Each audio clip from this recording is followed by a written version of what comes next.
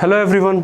अब जो हम चैप्टर पढ़ने जा रहे हैं उसका नाम है माइक्रो ऑर्गेनिजम्स फ्रेंड्स एंड फो, यानी कि जो माइक्रो ऑर्गेनिजम्स हैं वो किस तरीके से हमारे फ्रेंड्स की तरह काम करते हैं और किस तरीके से वो हमारे लिए हार्मफुल इफेक्ट्स क्रिएट करेंगे, वो हम इस चैप्टर के अंदर पढ़ेंगे कि कहाँ कहाँ पे हमारे जो माइक्रो ऑर्गेनिजम्स हैं वो हमारे दोस्त की तरह काम कर रहे हैं और कहाँ कहाँ पे माइक्रो ऑर्गेनिजम्स हैं वो हमारे लिए प्रॉब्लम्स क्रिएट कर रहे हैं या फिर डिजीज़ कॉज कर रहे हैं। वो सब कुछ हम इसके अंदर पढ़ेंगे। इस चैप्टर के अंदर हम माइक्रो ऑर्गेनिजम्स के जो फंक्शंस हैं उनसे हमारी जो ह्यूमन लाइफ है वो किस तरीके से इफ़ेक्ट हो रही है, पॉजिटिव मैनर में इफ़ेक्ट हो रही है या फिर नेगेटिव मैनर में इफ़ेक्ट हो रही है, वो दोनों चीज़ें हम इसमें पढ़ेंगे। अगर पॉजिटिव मैनर में इफ़ेक्ट कर रहे होंगे तो वो हमारे क्या होंगे, फ्रेंड्स होंगे, और अगर नेगेटिव मैनर में अगर ह्यूमन लाइफ को इफ़ेक्ट कर रहे होंगे तो वो क्या हो जाएंगे, हमारे फो हो जाएंगे। फो मतलब दुश्मन। ओके, तो हम पहले देखते हैं कि इस चैप्टर के अंदर हम लोग पढ़ेंगे क्या क्या। Will be talking about introduction of this chapter कि माइक्रो ऑर्गेनिजम्स किस तरीके से हमारे फ्रेंड्स होते हैं और कैसे हम उनको अपना दुश्मन कंसीडर कर सकते हैं। Then will be talking about classification of micro organisms कि हमारे जो माइक्रो ऑर्गेनिजम्स हैं उनको हमने किस तरीके से क्लासीफाई कर रखा है। Okay, then will be talking about friendly micro organisms and harmful micro organisms. हमारे जो फ्रेंडली माइक्रो ऑर्गेनिजम्स हैं जो कि हमारे लिए क्या है, फ्रेंडली नेचर के हैं, हमारे लिए पॉजिटिव इम्पैक्ट क्रिएट कर रहे हैं, उन माइक्रो ऑर्गेनिजम्स के बारे में हम बात करेंगे। Then will be talking about harmful micro organisms, जो माइक्रो ऑर्गेनिजम्स हमारे लिए हार्मफुल कंडीशंस क्रिएट कर रहे हैं या फिर हमारे लिए एक नेगेटिव इम्पैक्ट क्रिएट कर रहे हैं ह्यूमन लाइफ के ऊपर, उनके बारे में भी हम बात करेंगे। Then will be talking about food preservation कि हमारा जो फूड है उसको हम किस तरीके से प्रिजर्व करते हैं। Okay, then will be talking about nitrogen fixation and nitrogen cycle, जो हमारी नाइट्रोजन जो गैस अवेलेबल है हमारे एटमॉस्फेयर में। ओके, हमारे जो एटमॉस्फेयर में जो नाइट्रोजन गैस अवेलेबल है वो क्या होती है, इनर्ट फॉर्म में अवेलेबल होती है। तो नाइट्रोजन गैस जो है वो इनर्ट फॉर्म में अवेलेबल है। इनर्ट मतलब वो रिएक्टिव नहीं है, वो क्या है, लेस रिएक्टिव है, वो रिएक्ट नहीं करेगी, यानी कि वो नॉन यूजेबल फॉर्म में हमारे एटमॉस्फेयर के अंदर प्रेजेंट होगी। ओके, तो उसको हमें फिक्सेट करना पड़ेगा। फिक्सेट यानी कि उसको नॉन यूजेबल फॉर्म से उसको यूजेबल फॉर्म में लेके आना पड़ेगा, उसको हमें फिक्स करना पड़ेगा। जो नॉन यूजेबल फॉर्म में हमारे एटमॉस्फेयर में जो गैस प्रेजेंट है, नाइट्रोजन गैस, उसको हमें यूजेबल फॉर्म में लेके आना पड़ेगा। और ये जो यूजेबल फॉर्म में जब हम उसको लेके आ रहे होते हैं, उसको फिक्स कर रहे होते हैं, तो ये कौन करता है, ये हमारे माइक्रो ऑर्गेनिजम्स ही करते हैं। ओके, और उनके बारे में हम जानेंगे कि वो किस तरीके से जो माइक्रो ऑर्गेनिजम्स हैं वो नाइट्रोजन को फिक्स कर रहे हैं, उसको नॉन यूजेबल से यूजेबल फॉर्म में लेके आ रहे हैं। और हम लोग नाइट्रोजन साइकिल के बारे में भी जानेंगे कि नाइट्रोजन जो है वो किस तरीके से हमारे एटमॉस्फेयर के अंदर, हमारे एनवायरनमेंट के अंदर किस तरीके से वो साइकिल में रोटेट होती रहती है, वो हम नाइट्रोजन साइकिल के अंदर पढ़ेंगे। तो पहले हम देखते हैं introduction of this chapter. Okay, so microbes या फिर जो माइक्रो ऑर्गेनिजम्स हैं, they are tiny organisms. Basically क्या होते हैं, स्मॉल ऑर्गेनिजम्स होते हैं, which are so small that we can not see them with our unaided eyes, यानी कि हम नेकेड आइज़ के साथ में इनको हम लोग देख भी नहीं पा रहे होते, ये इतने ज़्यादा छोटे होते हैं। तो माइक्रोब्स या फिर माइक्रो ऑर्गेनिजम्स हम किसको कहेंगे, माइक्रो मतलब स्मॉल, टाइनी। तो ये वो ऑर्गेनिजम्स हैं, ये वो स्पीशीज़ हैं जो कि इतनी स्मॉल हैं या फिर इतनी छोटी हैं कि उनको हम अनएडेड आइज़ यानी कि विदाउट एनी माइक्रोस्कोप हम उनको देख ही नहीं पा रहे होते हैं। ओके, तो नेकेड आई से हम इनको देख ही नहीं पा रहे होते। जैसे आप यहाँ पे माइक्रो ऑर्गेनिजम्स को देख रहे हैं ना, तो ये क्या है, ये हमें नेकेड आई से, हमारी नेकेड आई से हमें ये विजिबल नहीं होंगे। इनको जब हम माइक्रोस्कोप के अंदर स्टडी करेंगे तभी हमें इनका जो स्ट्रक्चर है वो हमें दिख रहा होगा। ओके, सो माइक्रोब्स और micro organisms are tiny organisms which are so small that we can not see them with unaided eyes, naked eyes या फिर अनएडेड आइज़ के साथ में हम उनको देख भी नहीं पा रहे होते, इतने छोटे होते हैं। Some micro organisms can be seen with the help of a magnifying glass.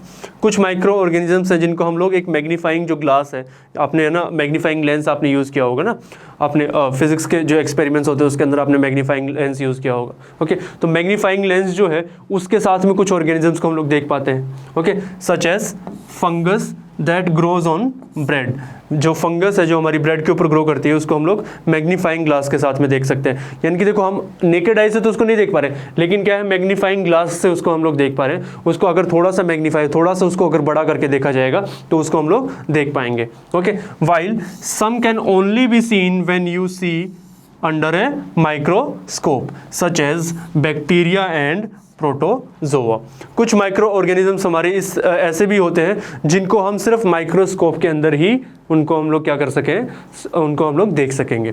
Okay, तो कुछ हमारे माइक्रो ऑर्गेनिजम्स जो हैं वो थोड़े से साइज में बड़े होते हैं, तो उनको हम एक मैग्नीफाइंग लेंस के साथ में भी, अनएडेड आइज के साथ में यानी कि नेकेड आइज के साथ में तो उनको हम फिर भी नहीं देख पा रहे, लेकिन हम लोग एक सिंगल मैग्नीफाइंग लेंस यूज़ करके, एक सिंगल मैग्नीफाइंग ग्लास यूज़ करके हम उनको देख सकते हैं। जिसका एग्जाम्पल क्या है, हमारा फंगस जो कि ब्रेड के ऊपर ग्रो करता है। एंड और बाकी जो ऑर्गेनिजम्स हैं वो क्या होते हैं, वो इतने ज़्यादा छोटे होते हैं कि उनको हमें माइक्रोस्कोप के अंदर ही देखना पड़ेगा, तभी हम उनको देख पाएंगे। उसके एग्जांपल्स कौन कौन से हमारे, जैसे बैक्टीरिया है या फिर प्रोटोजोआ है, उनको हमें माइक्रोस्कोप के अंदर ही देखना पड़ेगा, माइक्रोस्कोप के अंडर में ही उनको स्टडी करना पड़ेगा, तभी हम उनको स्ट्रक्चर या फिर उनके साइज को हम लोग देख पाएंगे। So microorganisms were first observed by Anton van Leeuwenhoek. हमारे जो बायोलॉजिस्ट थे एंटोन वॉन ल्यूवेनहॉक, वो पहले हमारे बायोलॉजिस्ट थे जिन्होंने माइक्रो ऑर्गेनिजम्स को स्टडी किया था। ओके, तो माइक्रो ऑर्गेनिजम्स को सबसे पहले किसने स्टडी किया था, हमारे biologist Anton von Leeuwenhoek. Anton von Leeuwenhoek जो हमारे पहले बायोलॉजिस्ट थे जिन्होंने माइक्रो ऑर्गेनिजम्स को माइक्रोस्कोप के अंदर स्टडी किया था, उनके स्ट्रक्चर, उनकी शेप के बारे में उन्होंने बात की थी। Okay, so he was the first biologist to study micro organisms. अब हम बात करते हैं क्लासिफिकेशन ऑफ माइक्रो ऑर्गेनिजम्स। हमारे जो माइक्रो ऑर्गेनिजम्स हैं उसको हमने किस तरीके से क्लासीफाई किया वो हम देखते हैं। So micro organisms are classified into 4 major groups. हमने माइक्रो ऑर्गेनिजम्स को 4 मेजर ग्रुप्स के अंदर डिवाइड कर रखा है। पहला हमारा क्या है, बैक्टीरिया। सबसे पहले क्या है, बैक्टीरिया। सेकंड इज फंजाई, दूसरा क्या है हमारा, फंजाई है। तीसरा क्या है हमारा, प्रोटोजोआ है। एंड चौथा क्या है हमारा, एल्गी। तो 4 मेजर ग्रुप्स हैं हमारे बैक्टीरिया माइक्रो ऑर्गेनिजम्स के। कौन कौन से, पहला बैक्टीरिया, दूसरा फंजाई, तीसरा है हमारा प्रोटोजोआ एंड चौथा है हमारा एल्गी। तो 4 मेजर सब ग्रुप्स हैं हमारे माइक्रो ऑर्गेनिजम्स के। तो इन चारों मेजर सब ग्रुप्स के अंदर हमारे क्या है, माइक्रो ऑर्गेनिजम्स हम लोगों ने क्लासीफाई कर रखे हैं, उनको हम लोगों ने डिवाइड कर रखे हैं। कौन कौन से, bacteria, fungi, protozoa and algae. Okay, viruses are also microscopic which reproduce only inside the cells of a host organisms which may be a bacterium, plant और एनिमल। ओके, अब जो हमारे वायरसेस हैं वो भी क्या है, माइक्रोस्कोपिक ऑर्गेनिज्म ही हैं, लेकिन वो क्या होते हैं, वो सिर्फ कहाँ पे रिप्रोड्यूस कर होते हैं, जब वो होस्ट के कांटेक्ट में हो। ओके, अब वो होस्ट कौन हो सकता है, होस्ट कोई भी हो सकता है, एक बैक्टीरिया भी हो सकता है, एक प्लांट भी हो सकता है और एक एनिमल भी हो सकता है। ओके, तो वायरसेस हमारे वो माइक्रोस्कोपिक ऑर्गेनिजम्स हैं जो अगर होस्ट के कनेक्शन में नहीं है तो वो क्या है, एक डेड ऑर्गेनिज्म की तरह रहेंगे, लेकिन जैसे ही वो होस्ट के कनेक्शन में आ जाएंगे, होस्ट के साथ में वो कनेक्ट कर जाएंगे, होस्ट मतलब जिसके ऊपर वो रह रहे होंगे। ओके, वो चाहे होस्ट कोई भी हो सकता है, बैक्टीरिया भी हो सकता है, बैक्टीरिया के अंदर भी हमारे वायरसेस रह सकते हैं और प्लांट के अंदर भी रह सकते हैं और एनिमल्स के अंदर भी रह सकते हैं। तो वायरसेस क्या होंगे, वायरसेस भी हमारे क्या होंगे, माइक्रोस्कोपिक ऑर्गेनिजम्स होंगे, बट वो क्या होंगे, अगर वो होस्ट के कनेक्शन में है तभी वो क्या होंगे, लिविंग होंगे, वरना वो क्या होंगे, नॉन लिविंग होंगे। इसीलिए हमने उनको जो माइक्रोस्कोपिक ऑर्गेनिजम्स हैं उनकी क्लासिफिकेशन में हमने वायरसेस को नहीं रखा। वायरसेस को हम लोग अलग से पढ़ते हैं। क्यों? क्योंकि जब वो होस्ट के कनेक्शन में नहीं होते हैं वो क्या होते हैं, नॉन लिविंग होते हैं। जैसे ही वो होस्ट के कनेक्शन में आते हैं तो वो क्या हो जाते हैं, लिविंग हो जाते हैं और वो रिप्रोड्यूस करना शुरू करते हैं। अब वो जो होस्ट है, it can be any organisms, it can B A bacteria, it can B A plant and it can B A animal also. Okay, so viruses are also microscopic organisms. Serious diseases like polio and chickenpox are also caused by viruses. Viruses जो है उनसे हमारी बहुत सारी serious disease जो है, जैसे कि चिकन पॉक्स है या फिर पोलियो है, और अभी हम कोरोना वायरस की अगर हम बात करें, कोविड-19 जो है, ये सारी की सारी जो डिजीज़ हैं वो कौन कोज करते हैं, these are serious diseases and these are caused by viruses only. Okay, तो ये जो वायरसेस हैं ये जब होस्ट की बॉडी से बाहर होते हैं तो ये क्या होते हैं, नॉन लिविंग की तरह बिहेव कर रहे होते हैं, और जैसे ही ये होस्ट के कनेक्शन में आ जाते हैं, होस्ट की बॉडी के साथ में कनेक्ट हो जाते हैं, ओके, तो ये क्या हो जाते हैं, लिविंग बीइंग बन जाते हैं और ये रिप्रोड्यूस करना शुरू कर देते हैं होस्ट के अंदर। अब होस्ट हमारा कुछ भी हो सकता है, बैक्टीरिया, प्लांट और एनिमिलिया या फिर एनिमल, कुछ भी हो सकता है। ओके, तो viruses can cause serious diseases like polio, chicken pox and covid. Bacteria causes typhoid and tuberculosis. अब जो हमारे बैक्टीरियाज हैं वो भी डिजीज़ कॉज करते हैं, कौन कौन सी, जैसे कि टाइफॉइड या फिर ट्यूबरक्लोसिस, ये क्या है, हमारी बैक्टीरिया से कॉज डिजीजेज है। Okay, protozoa also causes malaria and dysentery. Protozoa जो है वो भी डिजीज़ कॉज करता है, कौन कौन सी, मलेरिया या फिर डिसेंट्री। तो वायरसेस की जो डिजीज़ के एग्जांपल है वो कौन कौन से हमारे, पोलियो है, चिकन पॉक्स है, कोविड-19 है। बैक्टीरिया के जो एग्जांपल्स हैं वो कौन कौन से हमारे, टाइफॉइड है और ट्यूबरक्लोसिस है। ट्यूबरक्लोसिस को हम लोग टीबी के नाम से भी जानते हैं। देन प्रोटोजोआ जो डिजीज़ कॉज करते हैं उसके अंदर कौन कौन से हमारे, मलेरिया और डिसेंट्री। ओके, सो ये जो माइक्रो ऑर्गेनिजम्स हैं they can be harmful also, वो हमारी बॉडी के अंदर डिजीज़ भी कॉज कर सकते हैं। Okay, so this was the classification of micro organisms. हमने माइक्रो ऑर्गेनिजम्स को 4 मेजर टाइप्स के अंदर हमने डिवाइड किया है। पहला बैक्टीरिया, दूसरा फंजाई, तीसरा प्रोटोजोआ एंड चौथा एल्गी। ओके, और पांचवा क्या है हमारा, वायरसेस हैं, जो कि अगर होस्ट के साथ में कनेक्टेड है तो वो लिविंग बीइंग की तरह बिहेव करेंगे, वो रिप्रोड्यूस करेंगे होस्ट के अंदर। And host can be bacteria also, it can B A plant also and it can B A animal also. Okay, और अगर वो होस्ट के साथ में कनेक्टेड नहीं है so they would behave like a non living organism. Okay, वो non living being की तरह वो लोग बिहेव कर रहे होंगे। अब हम बात करते हैं where do micro organisms live. अब जो हमारे जो माइक्रो ऑर्गेनिजम्स हैं वो रहते कहाँ पे हैं ये हम देखते हैं। ओके, जैसे हम लोग हमारे घरों के अंदर रहते हैं, एनिमल्स जो हैं वो फॉरेस्ट के, कुछ एनिमल्स फॉरेस्ट के अंदर रहते हैं, कुछ डोमेस्टिक एनिमल्स हैं जो हमारे घरों के आसपास रहते हैं। ओके, वैसे ही हमारे जो माइक्रो ऑर्गेनिजम्स हैं वो कहाँ पे रह रहे होंगे, वो हम जानते हैं कि माइक्रो ऑर्गेनिजम्स कहाँ पे रहते हैं। Where do micro organisms live. Okay, तो वो कहाँ पे रह रहे हैं, उनका जो हैबिटेट है उसके बारे में हम जानते हैं। Microbes can survive in all kinds of environments. अब हमारे जो माइक्रोब्स हैं दे can survive in all kinds of environment, यानी कि वो किसी भी एनवायरमेंट के अंदर रह सकते हैं। वो हॉट एनवायरमेंट के अंदर भी रह सकते हैं, वो कोल्ड एनवायरमेंट के अंदर भी रह सकते हैं, वो एक्वेटिक एनवायरमेंट के अंदर भी रह सकते हैं, वो टेरेस्ट्रियल एनवायरमेंट के अंदर भी रह सकते हैं। Okay, so they can survive in all kinds of environment. Okay, they can live from icy cold climate to hot springs any kind of temperature, यानी कि वो देखो मैंने बताया था ना, आइसी कोल्ड क्लाइमेट के अंदर भी रह सकते हैं और हॉट स्प्रिंग्स के अंदर भी रह सकते हैं। So they can survive in any kind of temperature.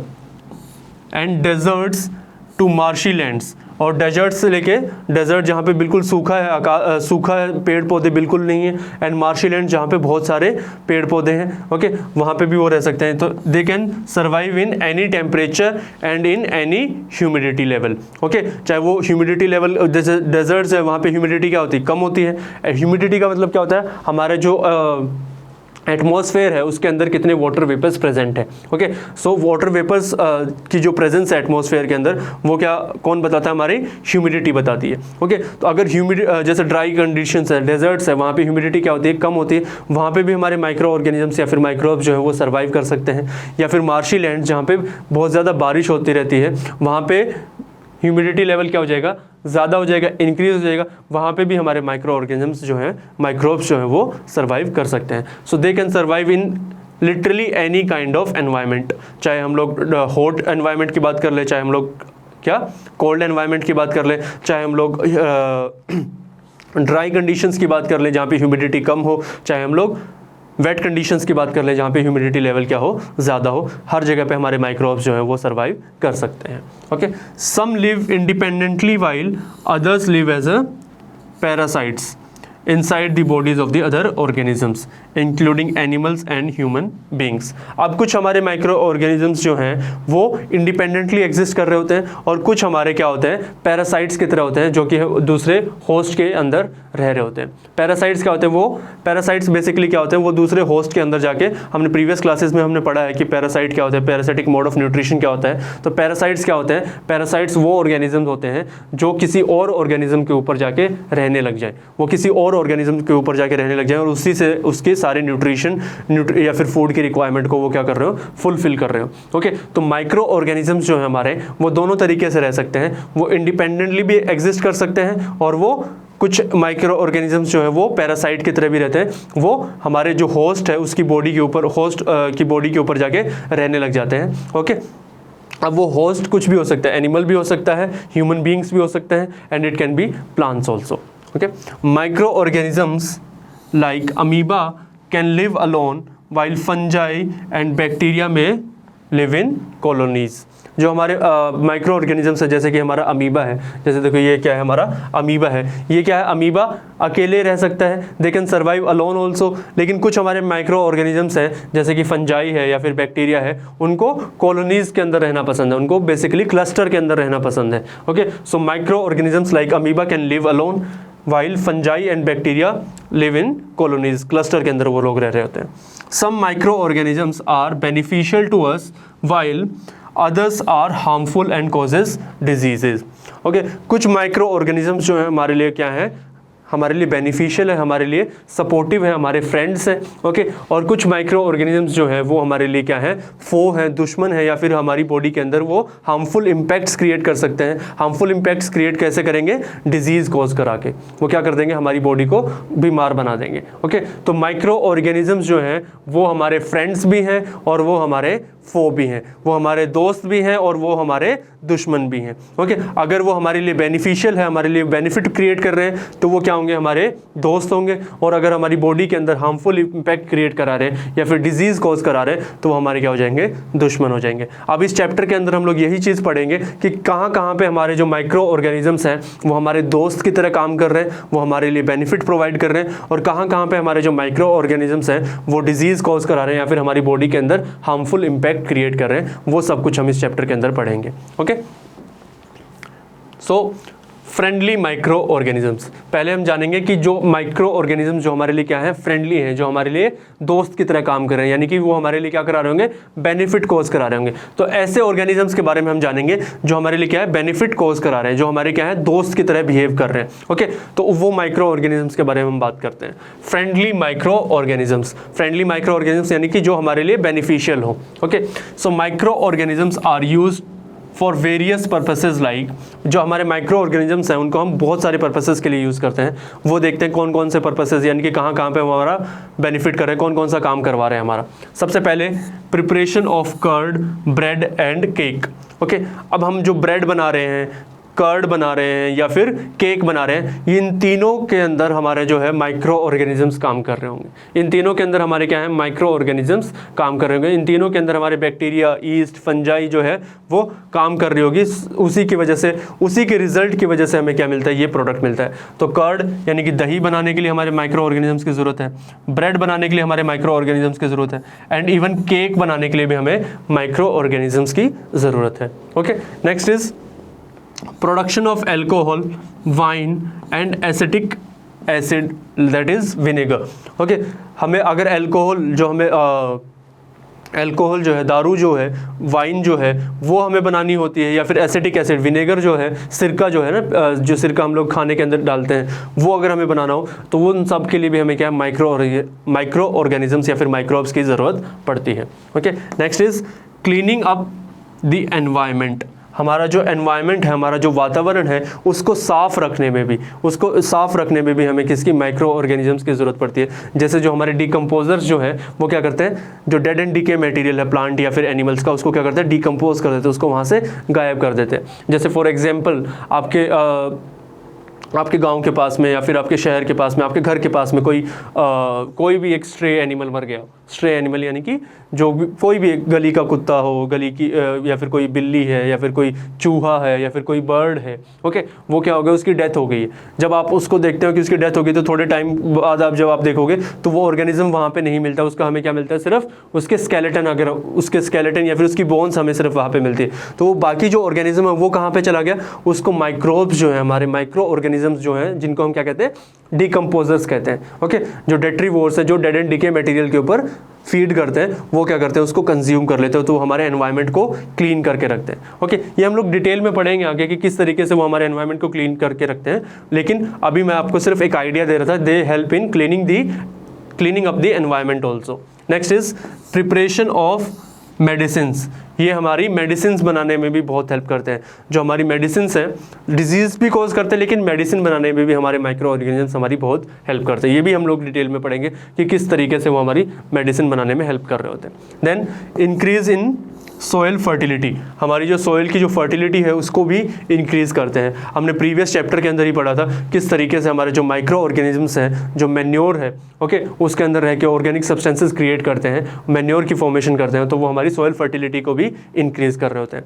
Then vaccine बनाने में भी हमारी जो माइक्रो ऑर्गेनिज्म है वो बहुत हेल्प कर रहे होते हैं, वो वैक्सीन बनाने के लिए भी हमारी हेल्प कर रहे होते हैं। सो इसीलिए जो हमारे माइक्रोब्स जो हैं, माइक्रो ऑर्गेनिजम्स जो हैं, वो हमारे लिए बहुत जगह पे हमारे लिए क्या है, बेनिफिशियल इम्पैक्ट क्रिएट कर रहे होंगे, पॉजिटिव इम्पैक्ट क्रिएट कर रहे होंगे। और ये जो बेनिफिट्स हैं जो हम माइक्रोब्स से उठा रहे हैं उनकी हमने लिस्ट किए हैं कि पहला क्या है हमारा, कर्ड, ब्रेड और केक बनाने में हेल्प करते हैं। दूसरा अल्कोहल, वाइन या फिर एसिटिक एसिड, विनेगर बनाने में हेल्प करते हैं। हमारे एनवायरनमेंट को क्लीन करने में हेल्प करते हैं। They help in preparing the medicine and vaccines and they also increases soil fertility, हमारी जो सोयल है उसकी फर्टिलिटी को भी वो इंक्रीज कर रहे होते हैं। Okay, so these are friendly micro organisms. वो क्या है, हमारे लिए बेनिफिशियल इम्पैक्ट क्रिएट कर रहे हैं, हमारे लिए पॉजिटिव इम्पैक्ट क्रिएट कर रहे हैं, वो हमारे क्या होंगे, फ्रेंडली माइक्रो ऑर्गेनिजम्स होंगे। ओके, अब हम बात करते हैं सबसे पहले making of curd and bread. सबसे पहले हम बात करते हैं फ्रेंडली माइक्रो ऑर्गेनिजम्स के अंदर जो हमारा पहला टास्क है वो क्या है, मेकिंग कर्ड एंड ब्रेड। दही और ब्रेड बनाने के लिए हमारे जो माइक्रो ऑर्गेनिजम्स हैं वो किस तरीके से हेल्प करते हैं वो हम देखेंगे इसमें। So milk is turned into curd by bacteria. अब हमें ये पता है कि दही किससे बनता है, मिल्क से बनता है। किससे बनता है, दूध से बनता है। तो दही किससे बनता है, दूध से बनता है। तो मिल्क से जो कर्ड बन रही है वो किसकी वजह से बन रही है, it is made by bacteria. किसकी वजह से, बाय बैक्टीरिया। बैक्टीरिया जो है वो मिल्क से हमें कर्ड बना के दे रहा होता है। ओके, मिल्क से कर्ड बन रही होती है, किसकी वजह से, बैक्टीरिया की वजह से। Okay, curd contains several micro organisms out of which the bacterium lactobacillus promotes the formation of curd. अब हमारे जो कर्ड है उसके अंदर बहुत सारे माइक्रो ऑर्गेनिजम्स प्रेजेंट हैं, ठीक है, लेकिन उन माइक्रो ऑर्गेनिजम्स में से भी एक बैक्टीरिया है हमारा, कौन सा, लैक्टोबैसिलस। लैक्टोबैसिलस जो बैक्टीरिया है वो हमारा कर्ड के अंदर प्रेजेंट है। जब हम दूध के अंदर जब दूध से कर्ड बनाते हैं, जब दूध से दही बना रहे होते हैं, ओके, तो आपने देखा होगा कि उसको रात को जब हम लोग गर्म करके रखते हैं उसके अंदर हम लोग क्या करते हैं, थोड़ी सी कर्ड डाल देते हैं, थोड़ी सी 1 स्पून कर्ड डाल देते हैं। तो बेसिकली उसके अंदर जो कर्ड डाल रहे हैं उसके अंदर हम क्या कर रहे हैं, लैक्टोबैसिलस जो बैक्टीरिया है उसको हम क्या कर रहे हैं, उसके अंदर इंट्रोड्यूस कर रहे हैं। अब जब हमने उसके अंदर लैक्टोबैसिलस बैक्टीरिया को इंट्रोड्यूस कर दिया कर्ड के साथ में, तो वो क्या करेगा, ओवरनाइट वो क्या करेगा, अपने आप को ग्रो करता हुआ चला जाएगा। ओवरनाइट वो क्या करेगा, अपने आप को मल्टीप्लाई करता हुआ चला जाएगा। और जैसे जैसे वो अपने आप को मल्टीप्लाई करता हुआ चला जाएगा तो मिल्क को किस में कन्वर्ट कर देगा, हमारी कर्ड के अंदर, दही के अंदर कन्वर्ट कर देगा। सो दूध से दही का जो बनना है वो किसकी वजह से होता है, लैक्टोबैसिलस बैक्टीरिया की वजह से। So lactobacillus bacteria promotes the formation of curd into milk. Milk से कर्ड बनने के लिए जो बैक्टीरिया रिस्पॉन्सिबल है वो कौन सा है, हमारा लैक्टोबैसिलस। लैक्टोबैसिलस बैक्टीरिया जो है वो हमारा दूध से दही बना रहा होता है। Okay, it multiplies in milk and converts it into curd. ये हमारी जो मिल्क है उसके अंदर क्या है, मल्टीप्लाई करता रहता है और उसको क्या है, दही में कन्वर्ट कर देता है। Okay, bacteria are also involve in the making of cheese, pickles and many other food items. Okay, जो बैक्टीरियाज है वो और भी बहुत सारी चीज़ें बनाने में हमारी हेल्प कर रहे होते हैं, जैसे कि चीज़ है, पिकल्स है, ब्रेड्स है, केक्स है। ओके, तो बहुत सारे फूड आइटम्स को बनाने में हमारे जो बैक्टीरिया है वो हमारी हेल्प कर रहे होते हैं। लेकिन हमारे ये आपको क्लियर हो गया कि दूध से जो दही बन रही है उसके लिए कौन सा बैक्टीरिया रिस्पॉन्सिबल है, लैक्टोबैसिलस बैक्टीरिया रिस्पॉन्सिबल है। वैसे तो दही के अंदर और भी बहुत सारे माइक्रो ऑर्गेनिजम्स या फिर माइक्रोब्स मिलते हैं, लेकिन जो उसको दूध से दही बना रहा है उसके लिए जो रिस्पॉन्सिबल है, जो बैक्टीरिया दूध से दही बनने के लिए जो रिस्पॉन्सिबल है बैक्टीरिया, वो कौन सा है, हमारा लैक्टोबैसिलस बैक्टीरिया। ओके, तो लैक्टोबैसिलस बैक्टीरिया जो है वो हमारा क्या करता है, दूध को दही के अंदर कन्वर्ट कर रहा होता है। सो ये हमारा पहला बैक्टीरिया है जो कि हमारे लिए एक बेनिफिट क्रिएट कर रहे हैं, हमारे लिए क्या है, एक पॉजिटिव इम्पैक्ट क्रिएट कर रहा है, क्योंकि हमें क्या, दूध से दही बनाना है। तो लैक्टोबैसिलस बैक्टीरिया को हम वहाँ पे इंट्रोड्यूस कर देंगे और वो क्या कर देगा, हमारे दूध को टर्न कर देगा किसके अंदर, दही के अंदर। ये हमारा क्या है, मिल्क, इसके अंदर अगर हमने लैक्टोबैसिलस बैक्टीरिया डाल दिया तो वो दही के अंदर कन्वर्ट हो जाएगा। Milk would convert into curd, okay, with the help of lactobacillus bacteria. Now commercial use of micro organisms. अब हमारे जो देखो दूध से जो दही बनाना है वो तो क्या है हर घर के अंदर होता है, ओके, हर घर के अंदर दूध से दही बन रहा होता है, तो वो क्या है डोमेस्टिक यूज़ के लिए हम लोग बेसिकली हम लोग अपने कंजम्पशन के लिए यूज़ कर रहे हैं ना उसको, तो वो डोमेस्टिक यूज़ के लिए हम लोग उसको यूज़ कर रहे हैं उस बैक्टीरिया को, ओके। लेकिन commercial use of micro organisms, commercial use यानी कि जहाँ पे हम लोग माइक्रो ऑर्गेनिजम्स का यूज़ करके हम लोग क्या कर रहे हो, पैसे कमा रहे हो, हम लोग क्या कर रहे हो, पैसे कमा रहे हो, हम लोग मनी को अर्न कर रहे हो, तो वहाँ पे क्या होगा, कॉमर्शियल यूज़ हो जाएगा माइक्रो ऑर्गेनिजम्स का। तो माइक्रो ऑर्गेनिजम्स का कॉमर्शियल यूज़ कहाँ पे होता है, ओके, वो देखते हैं।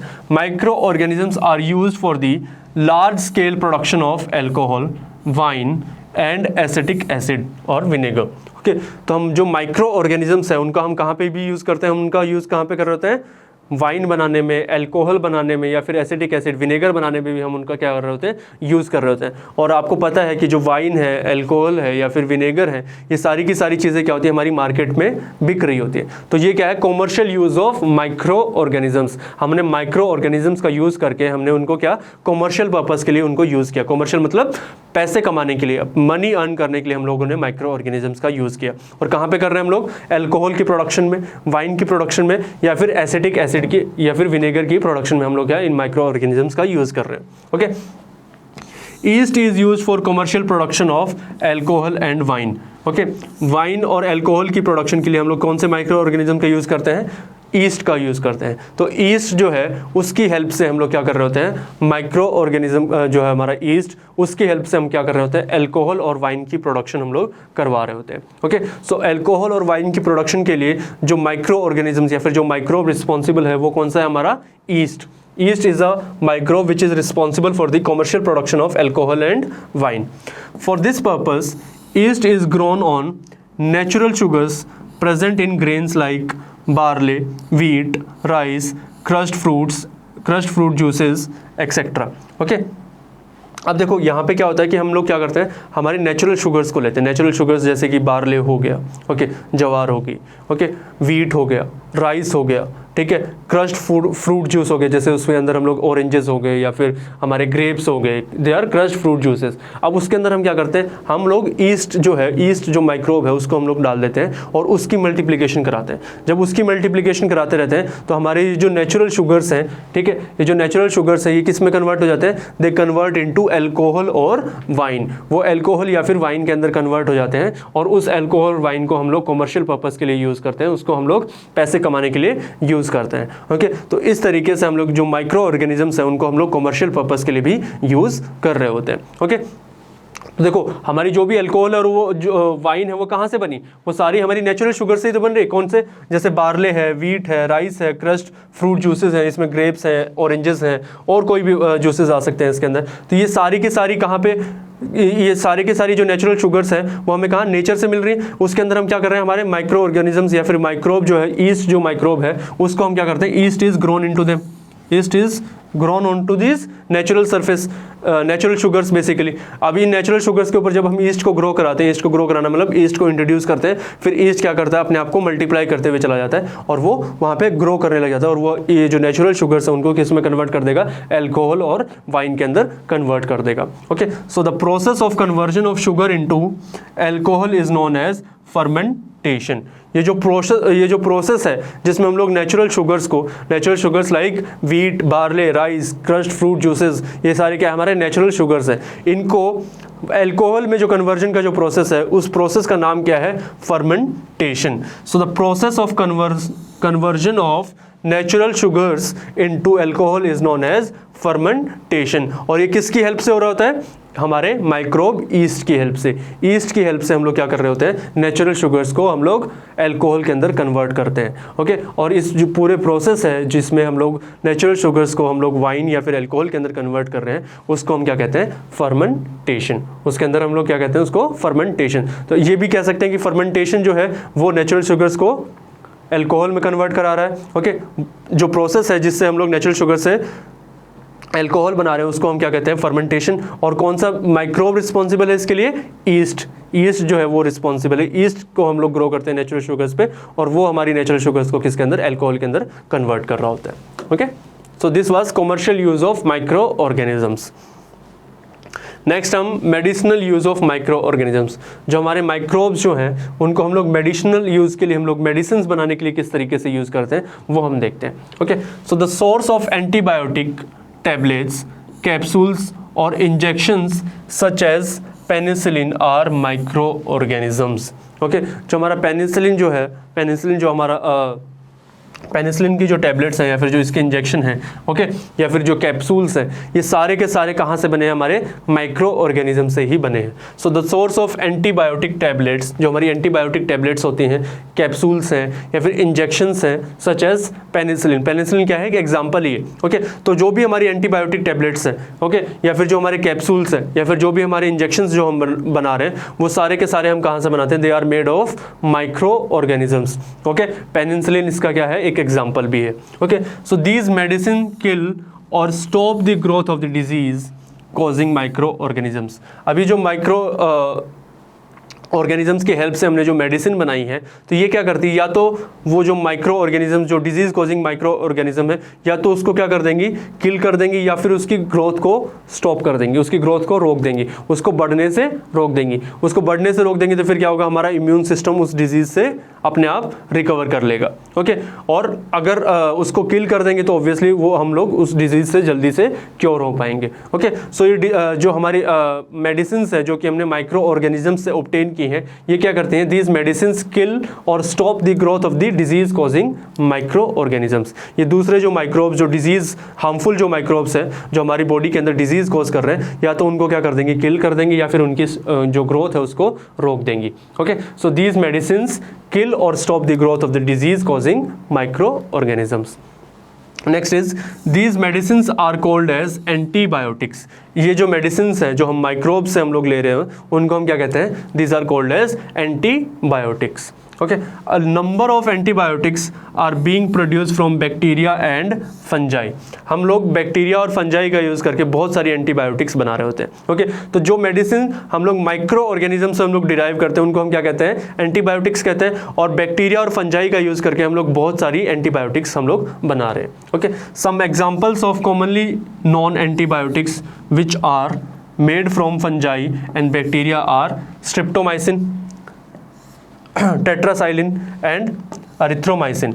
कुछ एग्जांपल्स हैं जो कि हम लोग फंजाई और बैक्टीरिया का यूज़ करके जो हम लोग एंटीबायोटिक जो टेबलेट्स हैं या फिर एंटीबायोटिक जो मेडिसिन है वो हम लोग बना रहे हैं। उसका क्या है? स्ट्रिप्टोमाइसिन हमारा एक एग्जांपल है। ओके, तो स्ट्रिप्टोमाइसिन जो है वो भी हम लोग माइक्रो ऑर्गेनिजम्स की हेल्प से बना रहे होते हैं, एंटीबायोटिक है। ओके, टेट्रासाइलिन जो है that is also made with the help of bacteria and fungi. Okay, and erythromycin जो है, erythromycin is also made with the help of A micro organism, bacteria या फिर फंजाई। ओके, तो ये हमारी एंटीबायोटिक्स के एग्जांपल है जो हमने बैक्टीरिया और फंजाई की हेल्प से हमने बनाई है। कौन कौन से? स्ट्रिप्टोमाइसिन है, टेट्रासाइलिन है एंड एरिथ्रोमाइसिन है। और पेनिसिलिन जो है हमारा, हमने पहले ही उसके बारे में हमने पढ़ लिया है। Okay, so the antibiotics are manufactured by growing specific microorganisms and are used to cure a variety of diseases.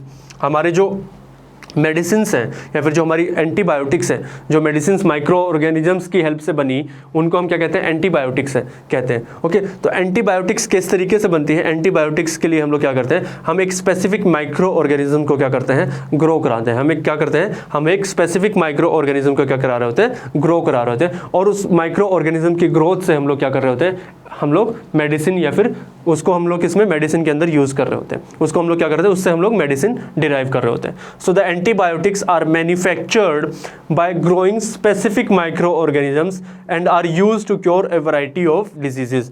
हम लोग जो एंटीबायोटिक्स बना रहे हैं वो कैसे बना रहे हैं? They are manufactured by growing a specific micro organism, एक स्पेसिफिक माइक्रो ऑर्गेनिज्म को हम लोग ग्रो करेंगे। ओके, जैसे हम लोग पेनिसिलिन अगर हम बना रहे हैं तो उसके अंदर हम लोग कौन से माइक्रो ऑर्गेनिज्म को ग्रो कर रहे हैं? पेनिसिलियम को। पेनिसिलियम जो माइक्रो ऑर्गेनिज्म है उसको हम लोग ग्रो करते हैं और उससे हम लोग क्या करते हैं? पेनिसिलिन टैबलेट्स हम लोग बना रहे होते हैं। ओके, तो पेनिसिलिन के बनाने के लिए हम लोग कौन से माइक्रो ऑर्गेनिज्म की बात करते हैं? पेनिसिलियम। ओके, मैं यहाँ पे लिख देता हूँ। पेनिसिलिन जो है उसके लिए हम लोग कौन सा माइक्रो ऑर्गेनिज्म बात करते हैं? पेनिसिलियम। पेनिसिलियम माइक्रो ऑर्गेनिज्म या फिर microbe.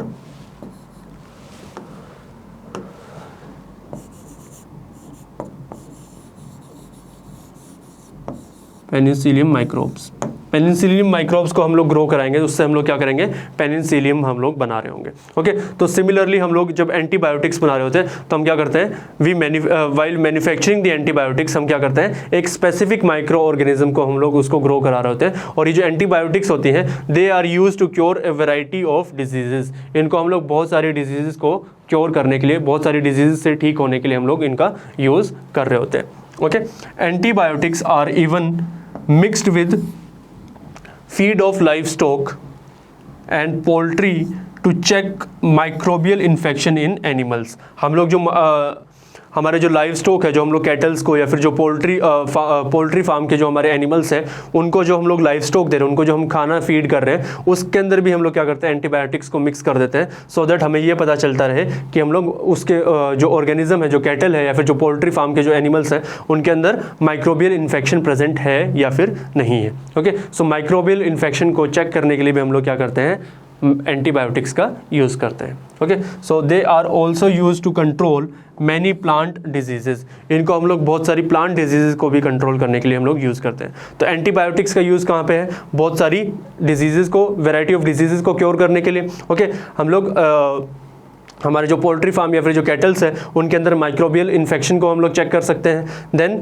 We can control many plant diseases by antibiotics also. और एंटीबायोटिक्स बनती कैसे हैं, उनको मैन्युफैक्चर कैसे करते हैं, एक स्पेसिफिक माइक्रो ऑर्गेनिज्म को हम लोग क्या करते हैं, ग्रो करते हैं और उससे फिर हम क्या बनाते हैं, एंटीबायोटिक्स बनाते हैं। और माइक्रो ऑर्गेनिजम्स की हेल्प से जो हमें मेडिसिन मिलती है उसको हम क्या कहते हैं, एंटीबायोटिक कहते हैं। ओके, और हमारी बहुत सारी एंटीबायोटिक है जो हम बैक्टीरिया और फंजी की हेल्प से बना रहे हैं। उसके एग्जाम्पल्स हमने देखे, स्ट्रिप्टोमाइसिन हमारा एक एग्जाम्पल है, देन टेट्रासाइलिन हमारा एग्जाम्पल है, एंड अरिथ्रोमाइसिन। ये क्या है, हमारे एग्जाम्पल्स ऑफ क्या है, antibiotics made by bacteria and fungi. Okay, so these are the medicinal uses of micro organisms. Micro organisms का यूज करके हम लोग क्या कर रहे हैं, मेडिसिन बना रहे हैं। Okay, next is vaccine production. अगला क्या है हमारा, वैक्सीन की प्रोडक्शन के लिए हम लोग क्या करते हैं, माइक्रो ऑर्गेनिजम्स का यूज कर रहे होते हैं। Vaccine is also a medicine only. Vaccine भी क्या है, एक मेडिसिन ही तो है। Okay, when a disease carrying microbe enters our body, the body produces antibodies to fight the invader. अब क्या होता है, देखो वैक्सीन का जो प्रोसेस है उसको समझने के लिए आपको एक बार इस चीज़ को समझना जरूरी है।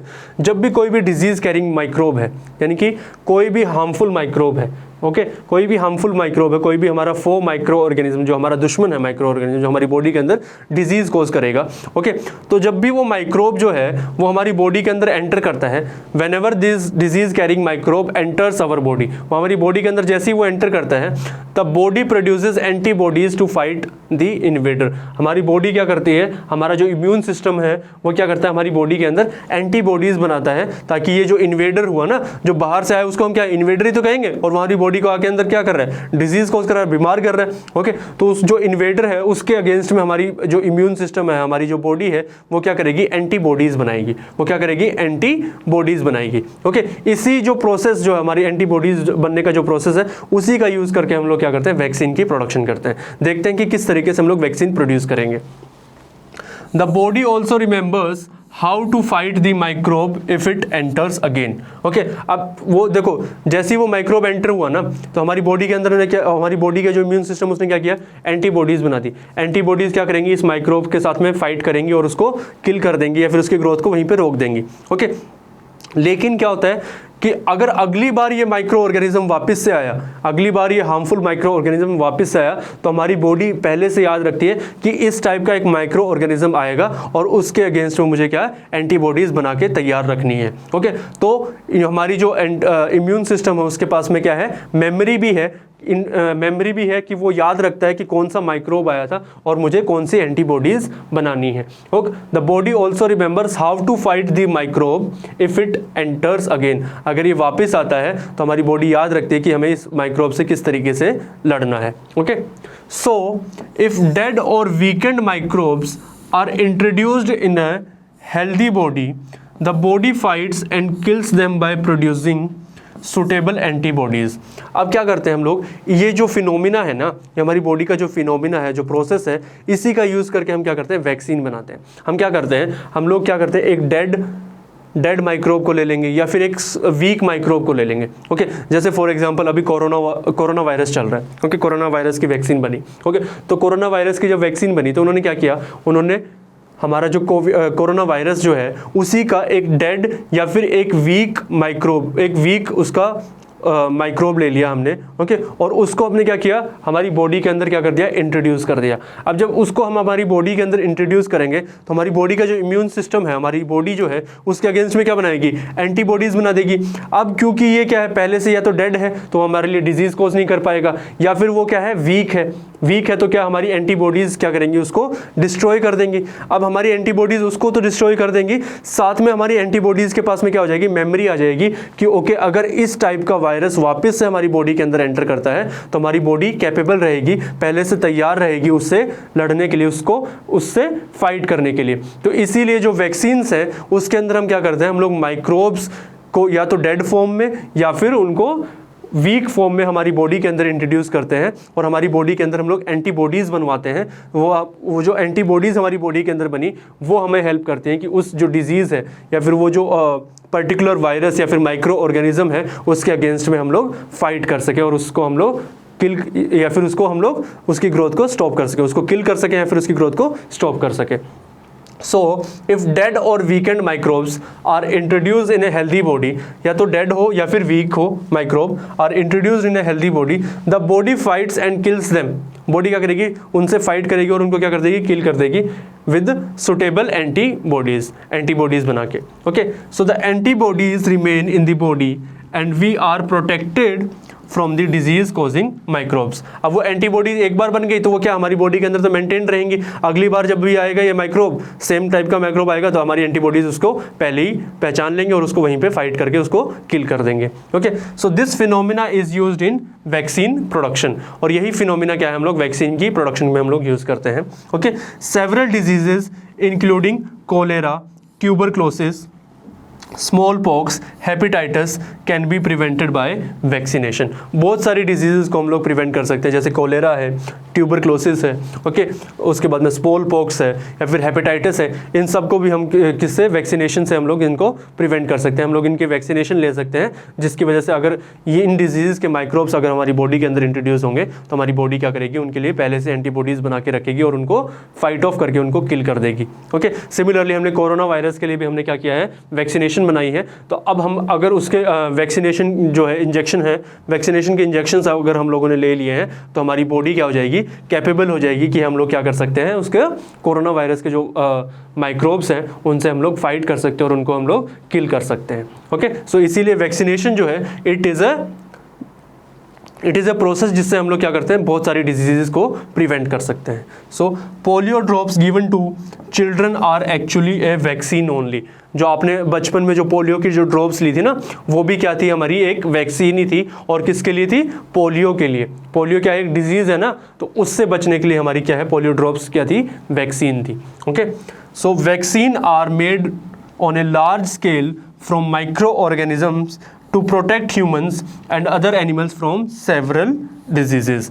हम क्या करते हैं, बहुत सारी वैक्सीन बनाते हैं। वैक्सीन जो है they are made on a large scale, उसको एक लार्ज स्केल पे हम लोग बनाते हैं। ठीक है, कहाँ से, with the help of micro organisms को यूज करके to protect humans and animals from several diseases. और किस लिए बनाते हैं, to protect humans and other animals from several diseases. Humans और एनिमल्स को बहुत सारी बीमारियों से बचाने के लिए हम लोग क्या करते हैं, वैक्सीन बना रहे होते हैं। ओके, सो वैक्सीन प्रोडक्शन भी आपको क्लियर हो गया कि किस तरीके से हम लोग वैक्सीन की प्रोडक्शन करते हैं और किसकी हेल्प से, माइक्रो ऑर्गेनिजम्स की हेल्प से हम लोग वैक्सीन बनाते हैं। और हमारी जो बॉडी है, ह्यूमंस की जो बॉडी है या फिर जो एनिमल्स की बॉडी है, उसको बहुत सारी डिजीजेज से हम लोग क्या कर रहे होते हैं, बचा रहे होते हैं। ओके, सो वैक्सीन प्रोडक्शन में भी हमारे माइक्रो ऑर्गेनिजम्स जो है हमारी हेल्प कर रहे होते हैं। Next is increasing soil fertility. ये हमने प्रीवियस चैप्टर के अंदर भी पढ़ा था कि किस तरीके से वो हमारी जो सोयल जो है उसकी फर्टिलिटी को इंक्रीज करते हैं। वो हम देखते हैं कि किस तरीके से हमारे जो माइक्रो ऑर्गेनिजम्स हैं या फिर जो माइक्रोब्स हैं हमारी सोयल फर्टिलिटी को इंक्रीज कर रहे हैं। Okay, some bacteria and blue green algae are able to fix nitrogen from the atmosphere to enrich soil with nitrogen and increase its fertility. अब हमारे कुछ बैक्टीरियाज होते हैं, हमने लास्ट चैप्टर में भी पढ़ा था, हमारे कुछ बैक्टीरियाज होते हैं या फिर कुछ हमारी ब्लू ग्रीन एल्गी हैं, वो क्या करती है, हमारी जो एटमॉस्फेयर के अंदर हमारी जो नाइट्रोजन प्रेजेंट है वो क्या है, नॉन यूजेबल फॉर्म में है, इनर्ट है, लेस रिएक्टिव फॉर्म में है, बिल्कुल रिएक्ट नहीं करेगी। इनर्ट मतलब क्या है, रिएक्ट ही नहीं करेगी, रिएक्शन कराएगी नहीं। ओके, तो वो क्या है, नॉन यूजेबल फॉर्म में है, उसको हमें क्या है, नॉन यूजेबल से यूजेबल फॉर्म में लेके आना है। तो हमारे कुछ बैक्टीरियाज हैं, जैसे कि हमारे राइजोबैक्टीरियम थे, हमने पिछले चैप्टर में पढ़ा था ना राइजोबैक्टीरियाज, वो और ब्लू ग्रीन एल्गी है, वो क्या करते हैं, हमारी नाइट्रोजन को फिक्स करते हैं, नाइट्रोजन को क्या करते हैं, फिक्स करते हैं, उसको नॉन यूजेबल से यूजेबल फॉर्म में लेके आते हैं और उसको हमारी सोइल के अंदर लेके आ जाते हैं, उसको हमारी क्या सोइल के अंदर इंट्रोड्यूस कर देते हैं और फिर उसकी वजह से क्या होता है, हमारी जो सोइल है वो क्या हो जाती है, नाइट्रोजन रिच हो जाती है और उसकी वजह से हमारी जो सोइल की जो फर्टिलिटी है वो भी क्या हो जाएगी, इंक्रीज हो जाएगी। भाई सोइल के अंदर अगर न्यूट्रिएंट्स जो है, ठीक है, न्यूट्रिएंट्स और मिनरल्स जो हैं वो बहुत ज़्यादा कंसंट्रेशन में या फिर एक्सेस कंसंट्रेशन में अवेलेबल है, तो वो क्या है, बेसिकली उसको फर्टाइल बना रहे होंगे ना, तो सॉइल फर्टिलिटी को वो इंक्रीज करने में हेल्प कर रहे होते हैं। So these microbes are commonly called as biological nitrogen fixers. ये जो नाइट्रोजन को फिक्स कर रहे हैं ना, जो हमारे राइजोबियम बैक्टीरिया है या फिर ब्लू ग्रीन एल्गी है, इनको हम क्या कहते हैं, बायोलॉजिकल नाइट्रोजन फिक्सर्स कहते हैं। सो इन माइक्रो ऑर्गेनिजम्स को हम क्या कहते हैं, बायोलॉजिकल नाइट्रोजन फिक्सर्स। ओके, सो इस तरीके से हमारे जो माइक्रो ऑर्गेनिजम्स हैं वो हमारी सोइल की फर्टिलिटी को भी क्या कर रहे होते हैं, इंक्रीज कर रहे होते हैं। Next is cleaning the environment. अगला क्या है हमारा जो एनवायरनमेंट है, हमारा जो वातावरण जो है, हमारी जो सराउंडिंग्स हैं, उसको भी वो क्या करते हैं, क्लीन करके रखते हैं। ओके, सो माइक्रोब्स और micro organisms decompose organic waste and dead remains of plants and animals and convert them into simpler substances। अब हमारे जो dead remains हैं प्लांट्स के या फिर एनिमल्स के, उनको हमारे जो माइक्रोब्स हैं, माइक्रोब्स में भी कौन से, डीकम्पोजर्स, जो कि डेड एंड डिके मटेरियल के ऊपर क्या कर रहे होते हैं, फीड कर रहे होते हैं। ओके, तो माइक्रोब्स और माइक्रो ऑर्गेनिजम्स, जिनको हम किस नाम से जानते हैं, डीकम्पोजर्स के नाम से जानते हैं। किस नाम से जानते हैं, डीकम्पोजर्स, डीकम्पोजर्स।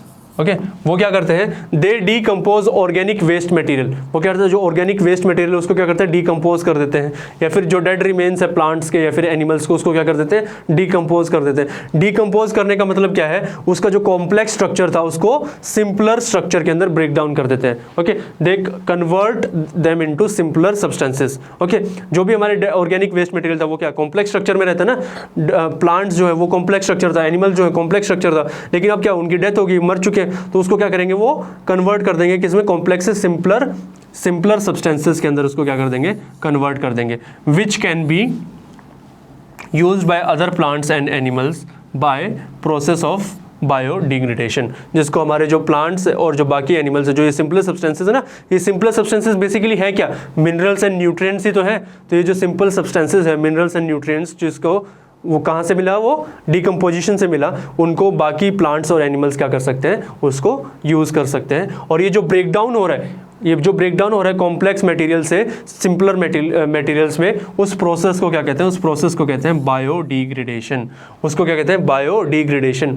डिग्रेडेशन का मतलब डिग्रेड करना, डिग्रेड करना मतलब बड़े से छोटा लेके आना, बड़े से छोटा लेके आना। तो कॉम्प्लेक्स सब्सटेंसेस से छोटे छोटे सिंपलर जो सब्सटेंसेस बनाना है उसको हम क्या कहेंगे, डिग्रेडेशन। और करा कौन रहा है, माइक्रो ऑर्गेनिजम्स करा रहे हैं, जो डिकम्पोजर्स है वो करा रहे हैं, तो इसीलिए इसको क्या कहते हैं, biodegradation. Okay, biodegradation, breaking down of complex substances into simpler substances.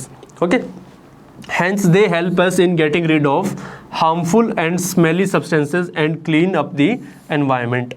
तो इसीलिए क्या करते हैं, हमारे एनवायरनमेंट के अंदर जो हार्मफुल या फिर जो स्मेली सब्सटेंसेस जो थे उनको क्लीन अप कर देते हैं और हमारे एनवायरनमेंट को क्या कर देते हैं, क्लीन कर देते हैं। ओके, हार्मफुल और स्मेली सब्सटेंसेस कैसे, जैसे मैंने अभी आपको स्टार्टिंग में मैंने आपको एग्जांपल दिया था कि आपके घर के पास में कोई कुत्ता या फिर कोई जानवर मर गया है। ओके, या फिर आपके घर के पास में ऑर्गेनिक वेस्ट मटेरियल प्रेजेंट है, जैसे काऊ डंग है, ह्यूमन वेस्ट, एक्सक्रीटा है, ये सारी चीज़ें प्रेजेंट है। ओके, तो ये माइक्रो ऑर्गेनिजम्स क्या करेंगे, इनके ऊपर फीड करेंगे और इनको वहाँ से क्या कर देंगे, डिकम्पोज कर देंगे, वहाँ से गायब कर देंगे। तो हमारे एनवायरनमेंट को क्लीन करने में हेल्प कर रहे हैं ना। सो micro organisms basically decomposers also help in cleaning the environment, हमारे वातावरण को साफ करने में भी हमारी हेल्प कर रहे होते हैं। ओके, क्वेश्चन देखते हैं इसके बेसिस पे। क्वेश्चन क्या है, क्वेश्चन में उन्होंने पूछा है the following is an antibiotic. उन्होंने क्या बोला है, इसके अंदर से कौन सी हमारी एंटीबायोटिक है, इसके अंदर से कौन सी हमारी एंटीबायोटिक है वो हमें जानना है। ओके, तो सोडियम बाइकार्बोनेट हमारी एंटीबायोटिक नहीं है। स्ट्रिप्टोमाइसिन हमने पढ़ा था कि क्या है, हमारी एंटीबायोटिक है। अल्कोहल भी एंटीबायोटिक नहीं है और ईस्ट भी हमारी क्या है, एंटीबायोटिक नहीं है। तो streptomycin is our antibiotic. Next question क्या है, उन्होंने नेक्स्ट क्वेश्चन पूछा है, the bread or idli dough rises because of, जो हमारी ब्रेड है या फिर जो इडली का जो डो है वो हमारा राइज करता है किसकी वजह से, हीटिंग की वजह से, ग्राइंडिंग की वजह से, ग्रोथ ऑफ ईस्ट सेल की वजह से, या फिर नीडिंग की वजह से। तो इसमें क्या होता है, ईस्ट सेल होता है, उसकी वजह से क्या करता है हमारा जो माइक्रो ऑर्गेनिजम्स जो है, ईस्ट जो माइक्रो ऑर्गेनिजम्स हैं वो इसके अंदर प्रेजेंट होते हैं और उनकी ग्रोथ होती है, तो उसकी वजह से ये क्या होता है, राइज हो रहा होता है। So growth of east sales, growth of east sales की वजह से हमारा जो इडली या फिर हमारा जो ब्रेड है वो, उसका जो डो है वो क्या हो रहा है, राइज हो रहा होता है। ओके, एक और क्वेश्चन है, क्वेश्चन क्या है, व्हाट आर एंटीबायोटिक्स। उसने क्या पूछा है कि भाई एंटीबायोटिक्स होती क्या हैं, what precautions must be taken while taking antibiotics, और कौन कौन से प्रिकॉशंस को हमें लेना चाहिए व्हाइल टेकिंग एंटीबायोटिक्स। ओके, सो एंटीबायोटिक्स क्या होती हैं, antibiotics are the medicines which kill or stop the growth of disease causing microbes. Antibiotics कौन सी मेडिसिन हैं, वो मेडिसिन हैं वो या तो किल कर देंगी या फिर स्टॉप कर देंगे ग्रोथ ऑफ माइक्रोब्स। कौन से माइक्रोब्स, डिजीज कॉजिंग माइक्रोब्स की। ओके, तो डिजीज कॉजिंग माइक्रोब्स को या तो वो किल कर देंगी या फिर क्या कर देंगी, उनकी ग्रोथ को रोक देंगी। Okay, and they are manufactured by growing specific micro organisms, और इनको हम बनाते कैसे हैं, बाय ग्रोइंग स्पेसिफिक माइक्रोब्स या फिर micro organisms. Okay, they are use to cure a variety of diseases. तो ये तो क्या हो गया, व्हाट आर एंटीबायोटिक्स। एंटीबायोटिक्स क्या होती हैं भाई, माइक्रो ऑर्गेनिजम्स को हम लोग ग्रो करके हम लोग क्या करते हैं, दवाइयाँ बनाते हैं। ओके, स्पेसिफिक माइक्रो ऑर्गेनिज्म को ग्रो करके हम क्या कर रहे हैं, मेडिसिन बना रहे हैं। ओके, और उनको वैरायटी ऑफ डिजीज को क्योर करने के लिए हम लोग यूज़ करते हैं। अब इन जो मेडिसिन बनाई है क्या करती है, ये या तो किल कर देती है या फिर उसकी ग्रोथ को रोक देंगी, किसकी, डिजीज कॉजिंग माइक्रोब की। ओके, नेक्स्ट उन्होंने पूछा है what precautions must be taken while taking antibiotics. Antibiotics लेते टाइम पे कौन कौन सी प्रिकॉशंस लेनी चाहिए वो हम देखते हैं। It is important to take antibiotics only on the advice of a qualified doctor. पहली प्रिकॉशन क्या है कि भाई जब किसी क्वालिफाइड डॉक्टर ने हमें प्रिस्क्राइब किया हो तभी हमें क्या लेनी चाहिए, डॉक्टर ने बोला है तो ही हमें एंटीबायोटिक्स लेनी चाहिए, वरना हमें एंटीबायोटिक्स नहीं लेनी चाहिए। Okay, one must finish the course prescribed by the doctor to make the drug more effective. और जितना टाइम के लिए हमारे जो डॉक्टर ने हमें एंटीबायोटिक्स लेने के लिए बोला है उतने टाइम के लिए हमें पूरा कोर्स कंप्लीट करना चाहिए, तभी क्या होगी, हमारी जो ड्रग है या फिर जो एंटीबायोटिक है वो क्या होगी, मोस्ट इफेक्टिव होगी। Okay, antibiotics must not be taken unnecessarily because it may kill beneficial bacteria also।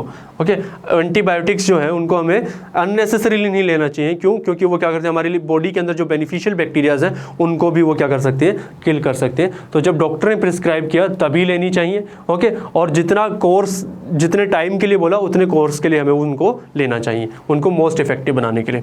Antibiotics are however not effective against cold and flu as they are caused by viruses. अब हमारी जो cold और जो flu है, जो simple जो ज़ुकाम है या फिर जो फ्लू है, उसके लिए हमारी जो एंटीबायोटिक्स जो हैं वो उनके लिए क्या है, वो उनके ऊपर इफेक्टिव नहीं है। क्यों, क्योंकि ये किसने, वायरसेस ने कोज किया है, बैक्टीरियाज ने कोज नहीं किया ना। तो हमारी एंटीबायोटिक्स बैक्टीरिया और फंजाई की हेल्प से हम लोग बना रहे थे ना, तो इसलिए ये वायरसेस के जो कोज वायरसेस जो डिजीज़ कोज करेंगे उनके ऊपर ये क्या होंगी, एंटीबायोटिक्स हमारी जो हैं वो इफेक्टिव नहीं होंगे।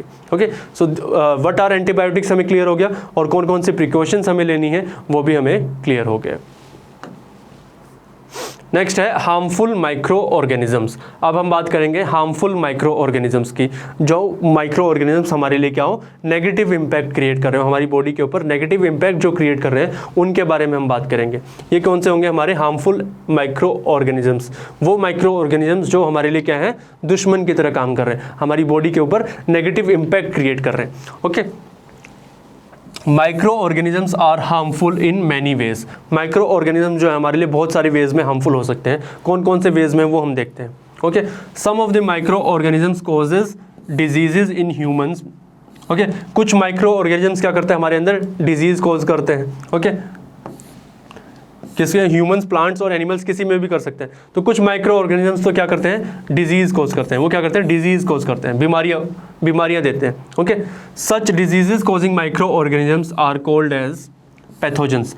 और ऐसे जो डिजीज कॉजिंग माइक्रो ऑर्गेनिजम्स हैं उनको हम क्या कहते हैं, पैथोजेंस कहते हैं। Okay, some micro organisms spoil food, clothing and leather. और कुछ माइक्रो ऑर्गेनिजम्स क्या करते हैं, हमारे जो खाना है उसको स्पॉइल कर देते हैं, हमारे जो कपड़े हैं उनको स्पॉइल कर देते हैं, और जो हमारा लेदर है उसको भी स्पॉइल कर देते हैं। ओके, तो harmful effects of micro organisms क्या क्या है।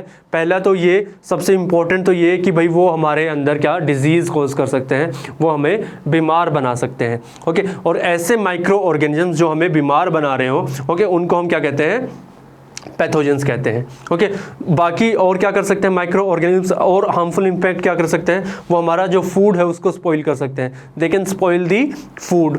हमारे जो क्लोथिंग है, हमारे जो कपड़े हैं उसको भी वो क्या कर सकते हैं, स्पॉइल कर सकते हैं। और हमारे जो लेदर्स हैं, जैसे लेदर के जो शूज़ हैं, बेल्ट है, या फिर लेदर के जो भी हमारे बैग्स हैं, ओके, जो भी लेदर से हमारे जो भी मटेरियल बना है उसको भी क्या कर सकते हैं, माइक्रो ऑर्गेनिजम्स क्या कर सकते हैं, उसको स्पॉइल कर सकते हैं। So these are the harmful micro organisms जो हमारे लिए क्या है, नेगेटिव इंपैक्ट क्रिएट कर रहे होंगे।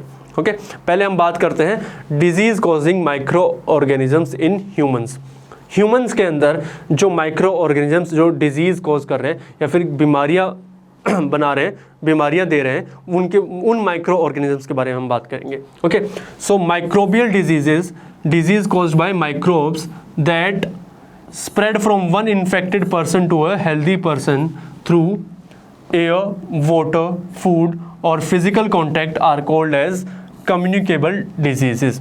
ओके, कुछ हमारी डिजीजेज ऐसी होती हैं जो एक इन्फेक्टेड पर्सन से दूसरे हेल्दी पर्सन तक क्या होती हैं, ट्रांसफ़र होती रहती है। ओके, सो माइक्रोबियल डिजीजेज जो होती हैं उनके अंदर हमारी कुछ ऐसी डिजीजेज होती हैं which are spread from one infected person to a healthy person. For example, मैं इन्फेक्टेड पर्सन हूँ किसी भी माइक्रोबियल डिजीज़ के लिए, ओके, और अगर मैंने वो डिजीज़ किसी हेल्दी पर्सन को ट्रांसफ़र कर दी, किसी हेल्दी पर्सन को, जो जिस पर्सन के पास में कोई बीमारी नहीं थी, और मैंने क्या कर दिया, अपने माइक्रोब्स उसको दे दिए, वो मैंने उसको ट्रांसफ़र कर दी, तो इस ऐसी जो डिजीज़ेज हैं जो एक इन्फेक्टेड पर्सन से दूसरे हेल्दी पर्सन तक ट्रांसफ़र हो रही हैं, उनको हम क्या कहते हैं, कम्युनिकेबल डिजीज़ेज कहते हैं। उनको क्या कहते हैं हम लोग, कम्युनिकेबल डिजीज़ेज कहते हैं। कम्युनिकेबल मतलब जो कम्युनिकेट कर रही हूँ, जो एक जगह से दूसरी जगह पे, एक आदमी से दूसरी जगह तक, या फिर एक पर्सन से दूसरे पर्सन तक जा रही हूँ। ओके, अब ये जो जाना है इसके लिए क्या हो सकता है, डिफरेंट मेथड्स वो यूज़ कर सकती है। डिफरेंट मेथड्स क्या कौन से यूज़ कर सकती है,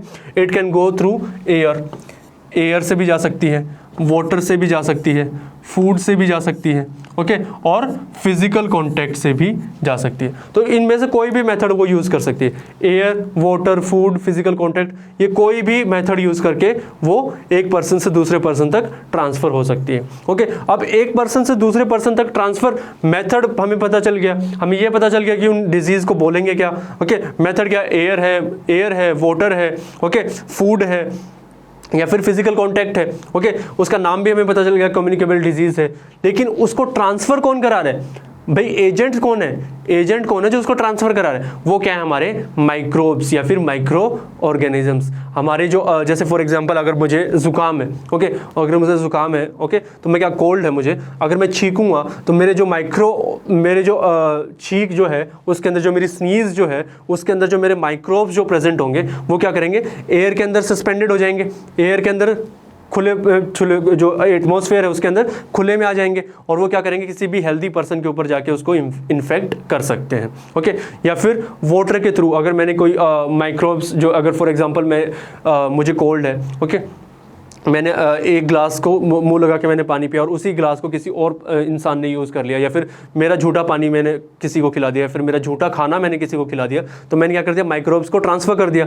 तो माइक्रोब्स जो हैं वो क्या है, हमारे एजेंट हैं जो कि डिजीज़ को एक पर्सन से दूसरे पर्सन तक क्या करेंगे, ट्रांसफ़र कर रहे होंगे। ओके, मेथड्स वो अलग अलग यूज़ कर सकते हैं, वो एयर के थ्रू भी जा सकते हैं, वो वाटर के थ्रू भी जा सकते हैं, वो फूड के थ्रू भी जा सकते हैं, और वो फिजिकल कॉन्टैक्ट के थ्रू भी जा सकते हैं। और ऐसी जो डिजीज़ हैं जो एक इन्फेक्टेड पर्सन से एक हेल्दी पर्सन तक ट्रांसफर हो रही है, उनको हम क्या कहते हैं, कम्युनिकेबल डिजीज कहते हैं। Okay, examples of communicable disease are cholera, chicken pox, common cold and tuberculosis. ये क्या है, हमारे कम्युनिकेबल डिजीजेस के एग्जांपल्स हैं। ओके, अब हम बात करते हैं insects and animals that carry disease causing microbes and transfer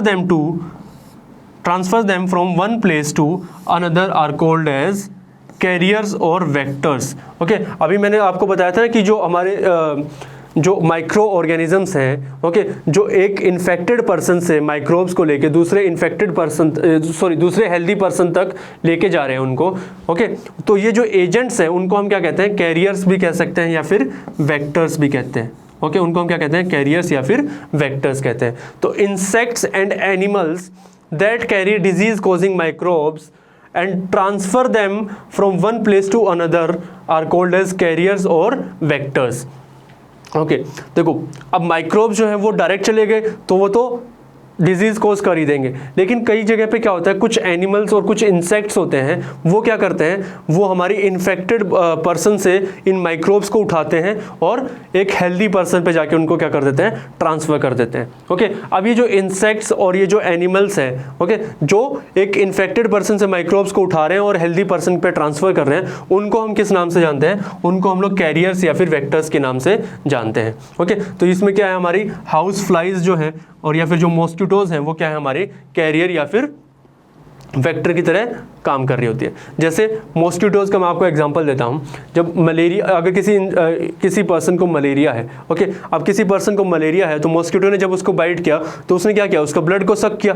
अब उसने जब उसके ब्लड को सक किया तो उसके ब्लड के अंदर क्या होगा, जो मलेरिया कोजिंग जो बैक्टीरिया है वो भी उसके अंदर आ जाएगा। और जब वो किसी हेल्दी पर्सन को जाके बाइट करेगा, वो वही मॉस्किटो अगर किसी हेल्दी पर्सन को जाके बाइट करेगा तो उसने उस ब्लड के अंदर जो माइक्रोब्स थे वो हेल्दी पर्सन तक ट्रांसफ़र कर दिए, तो अब वो जो हेल्दी पर्सन है उसको भी क्या हो जाएगा, मलेरिया हो जाएगा। तो इस तरीके से हमारे जो एनिमल्स हैं या फिर जो इंसेक्ट्स हैं वो डिजीज़ कॉजिंग माइक्रोब्स को एक इन्फेक्टेड पर्सन से दूसरे हेल्दी पर्सन तक ट्रांसफ़र कर पाते हैं। और ये जो इंसेक्ट्स और एनिमल्स हैं जो ऐसा काम कर रहे हैं, जो इन्फेक्टेड पर्सन से माइक्रो ऑर्गेनिजम्स को उठा के एक हेल्दी पर्सन तक पहुंचा रहे हैं, उनको हम क्या कहते हैं, कैरियर्स या फिर वेक्टर्स कहते हैं। तो ये इसके एग्जांपल्स हैं, हमारे हाउस फ्लाइज भी ये काम करती हैं और मॉस्किटोज भी ये काम करते हैं। मॉस्किटोज का मैंने आपको अभी एग्जाम्पल बताया।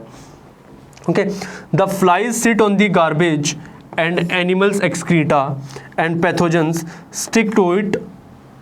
ओके, जो हमारी फ्लाइज है, जो हाउस फ्लाइज है, वो क्या होती है, वो गार्बेज पे भी बैठती हैं, वो एनिमल एक्सक्रीटा के ऊपर भी बैठती हैं। ओके, और जब ये गार्बेज या फिर एनिमल एक्सक्रीटा के ऊपर बैठती है तो हमारे जो हार्मफुल बैक्टीरियाज जो हैं, हार्मफुल जो माइक्रो ऑर्गेनिजम्स हैं, यानी कि हमारे जो पैथोजेंस हैं, पैथोजेंस जो कि डिजीज़ कॉजिंग माइक्रो ऑर्गेनिजम्स हैं, वो इसकी बॉडी पे स्टिक कर जाते हैं और फिर जब ये हमारी बॉडी पे आके बैठती है तो उन माइक्रो ऑर्गेनिजम्स को वहाँ पे छोड़ के चली जाती है, या फिर खाने के ऊपर जब ये बैठती है तो खाने के ऊपर उन पैथोजेंस को छोड़ के चली जाएगी। Okay, so when these flies sit on uncovered food के ऊपर जाके बैठ जाती हैं, दे में transfer the pathogens and whoever eats the contaminated food is likely to get sick। Okay, जब ये अनकवर्ड फूड के ऊपर जाके बैठ जाएंगी और उस खाने को, उस कंटेमिनेटेड फूड को जो भी खाएगा, क्योंकि ये क्या कर देंगे, वहाँ पे पैथोजेंस को छोड़ देंगे वहाँ पे, और जो भी उस खाने को खाएगा वो क्या हो जाएगा, बीमार हो जाएगा।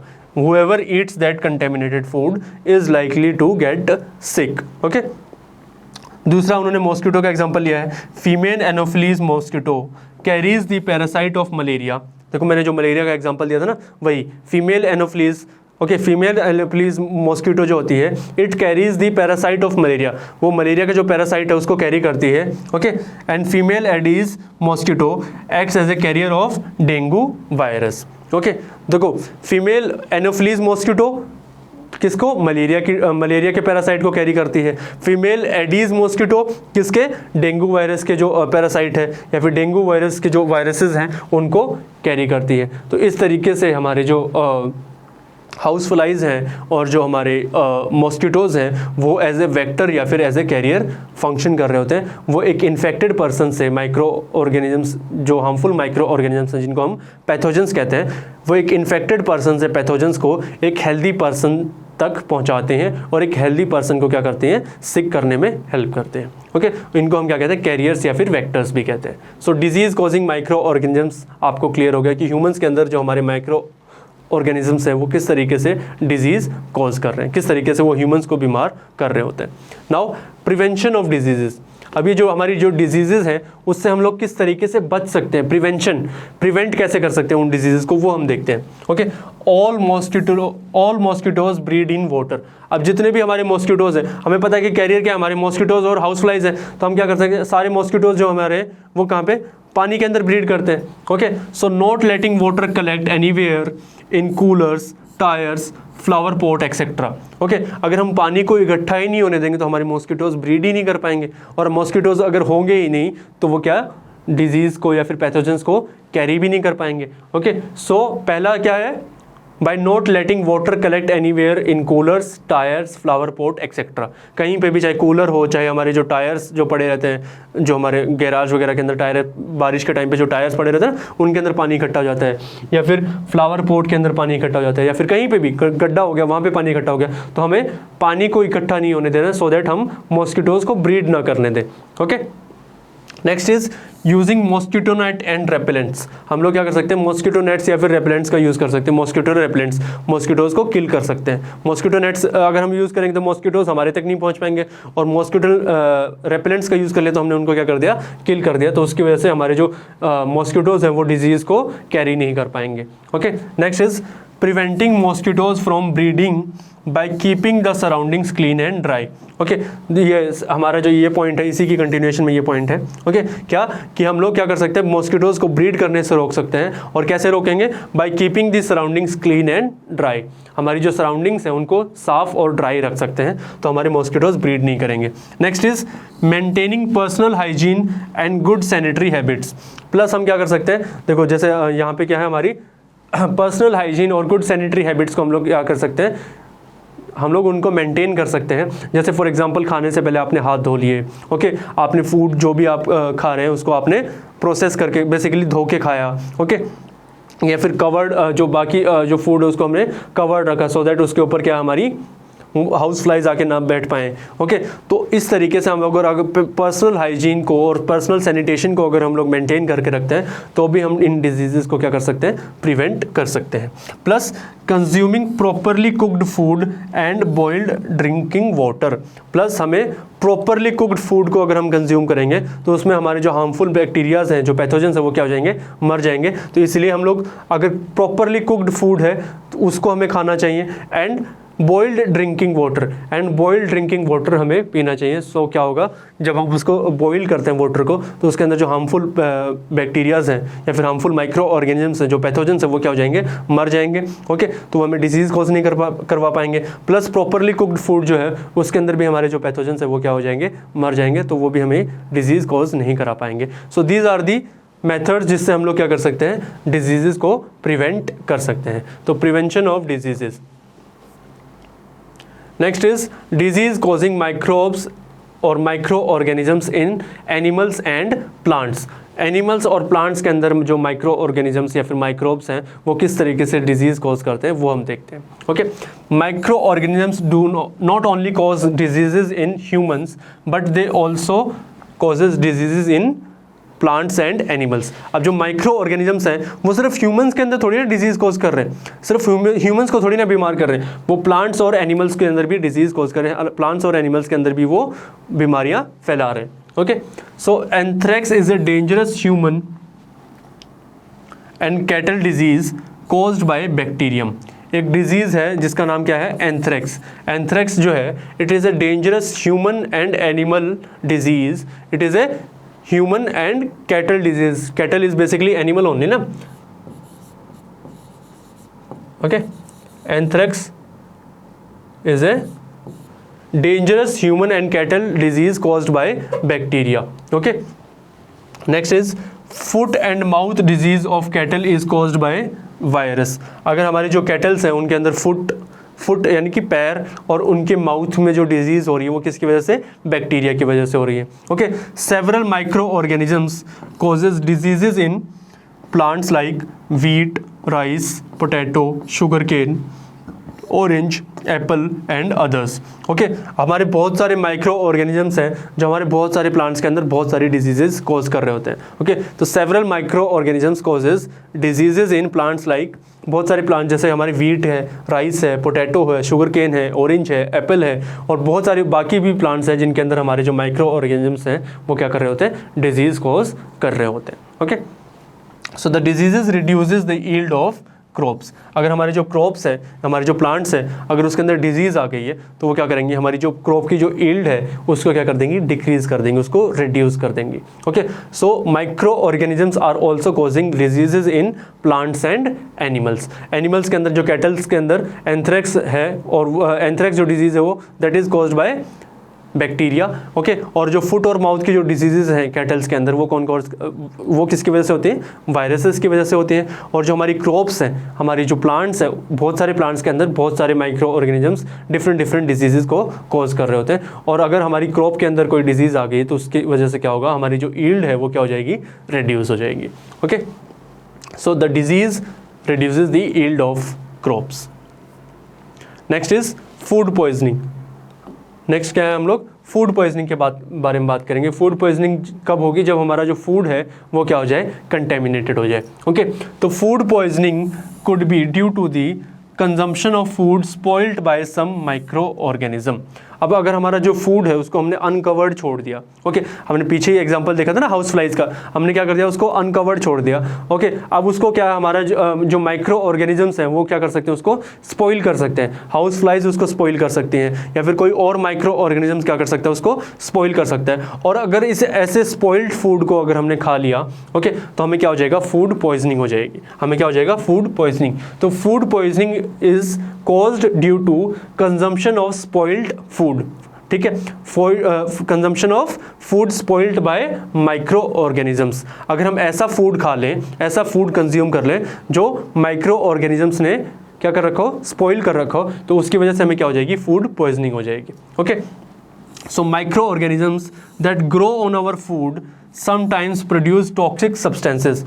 देखो, अब हमारे जो फूड है उसके ऊपर माइक्रो ऑर्गेनिजम्स तो क्या ग्रो करते ही रहते हैं, और जब वो माइक्रो ऑर्गेनिजम्स उसके ऊपर ग्रो करते हैं तो कई बार क्या करते हैं, they sometimes produce toxic substances. वो क्या, कोई टॉक्सिक सब्सटेंस भी प्रोड्यूस कर देते हैं उस फूड के ऊपर, और वो हमारे लिए क्या कर देता है, हमारी फूड को पॉइजनस बना सकता है। हमारी ह्यूमन कंजम्पशन के लिए वो क्या कर सकते हैं, उसको पॉइजनस बना सकते हैं। तो फूड पॉइजनिंग के अंदर क्या हो रहा है, जो हमारा फूड है वो हमारे लिए क्या हो गया, पॉइजनस हो गया। हमारे लिए क्या हो गया, पॉइजनस हो गया। अब इतना ज़्यादा पॉइजनस नहीं हुआ कि हमें मार ही दे, ओके, डेथ नहीं कराता, लेकिन हमारे जो स्टमक है उसको अपसेट कर देगा। हमारे स्टमक जो है उसको अपसेट कर देगा बहुत ज़्यादा। हमें क्या हो जाएगा, हमें अनईजी फील कर रहा, हम लोग अनईजी फील करेंगे, डिसेंट्री हमें हो जाएगी। ओके, हम वोमिटिंग टाइप पे फील होगा।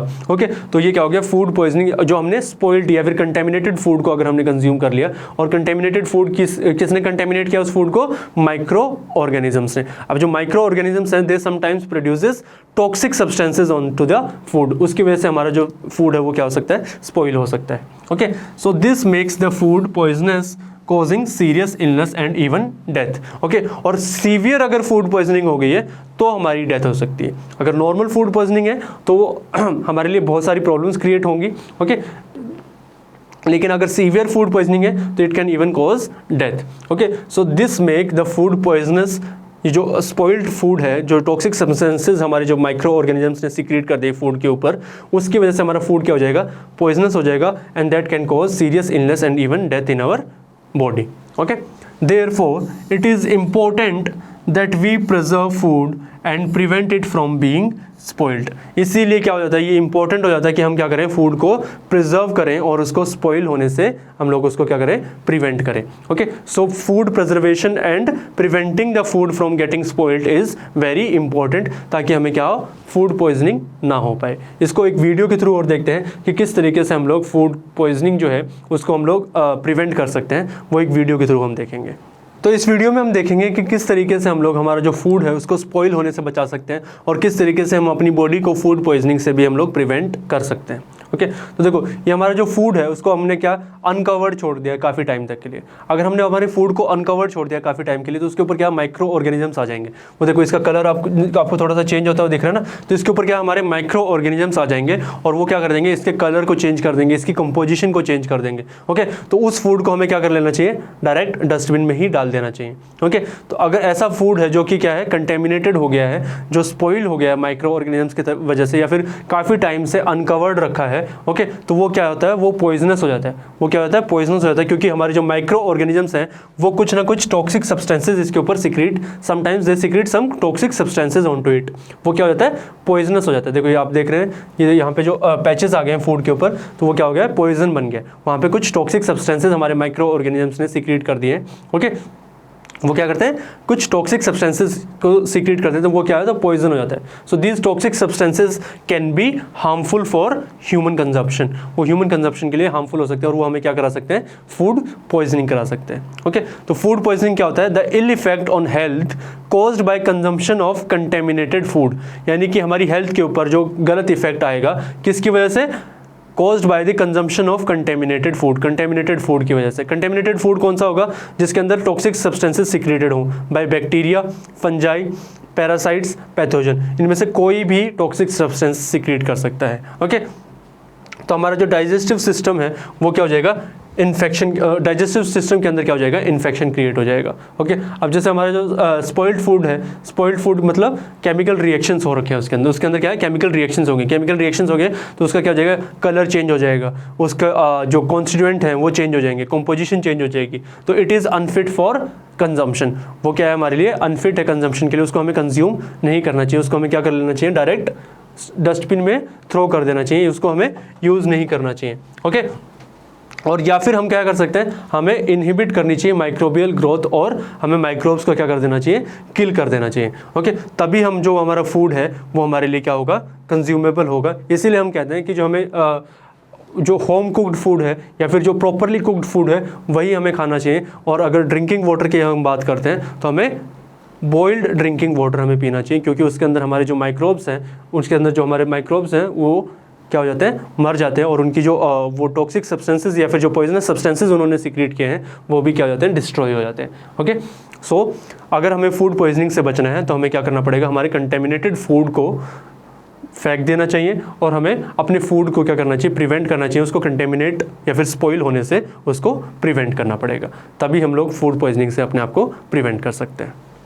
तो अब हमने जाना कि किस तरीके से हमारी जो ह्यूमन है, ह्यूमन के अंदर फूड पॉइजनिंग हो सकती है अगर हमारा जो फूड है अगर वो कंटेमिनेटेड हो गया है, वो स्पॉइल्ड हो गया है, माइक्रो ऑर्गेनिजम्स ने उसके ऊपर अगर कोई टॉक्सिक सब्सटेंस सीक्रेट कर दिया है तो हमारा फूड क्या हो जाएगा, स्पॉइल्ड हो जाएगा। और उस फूड को अगर हम कंज्यूम करते हैं, ऐसे कंटेमिनेटेड या फिर स्पॉइल्ड फूड को हम कंज्यूम करते हैं तो वो ह्यूमंस के लिए क्या हो सकता है, हार्मफुल हो सकता है, वो हमें फूड पॉइजनिंग कॉज करा सकता है। इसीलिए हमें फूड को क्या करना पड़ेगा, हमें प्रिवेंट करना पड़ेगा, उसको हमें स्पॉइल्ड होने से प्रिवेंट करना पड़ेगा, कंटेमिनेटेड होने से उसको क्या करना पड़ेगा, हमें प्रिवेंट करना पड़ेगा। और उसी के अंदर हम लोग क्या बात करेंगे, हम लोग बात करेंगे कि हम लोग हमारे फूड को किस तरीके से प्रिजर्व कर सकते हैं। प्रिजर्व करने का मतलब क्या है, किस तरीके से हम उसको बचा सकते हैं। ओके, तो कंटेमिनेटेड होने से, स्पॉइल होने से उसको हम किस तरीके से प्रिजर्व करेंगे वो हम देखेंगे फूड प्रिजर्वेशन के अंदर।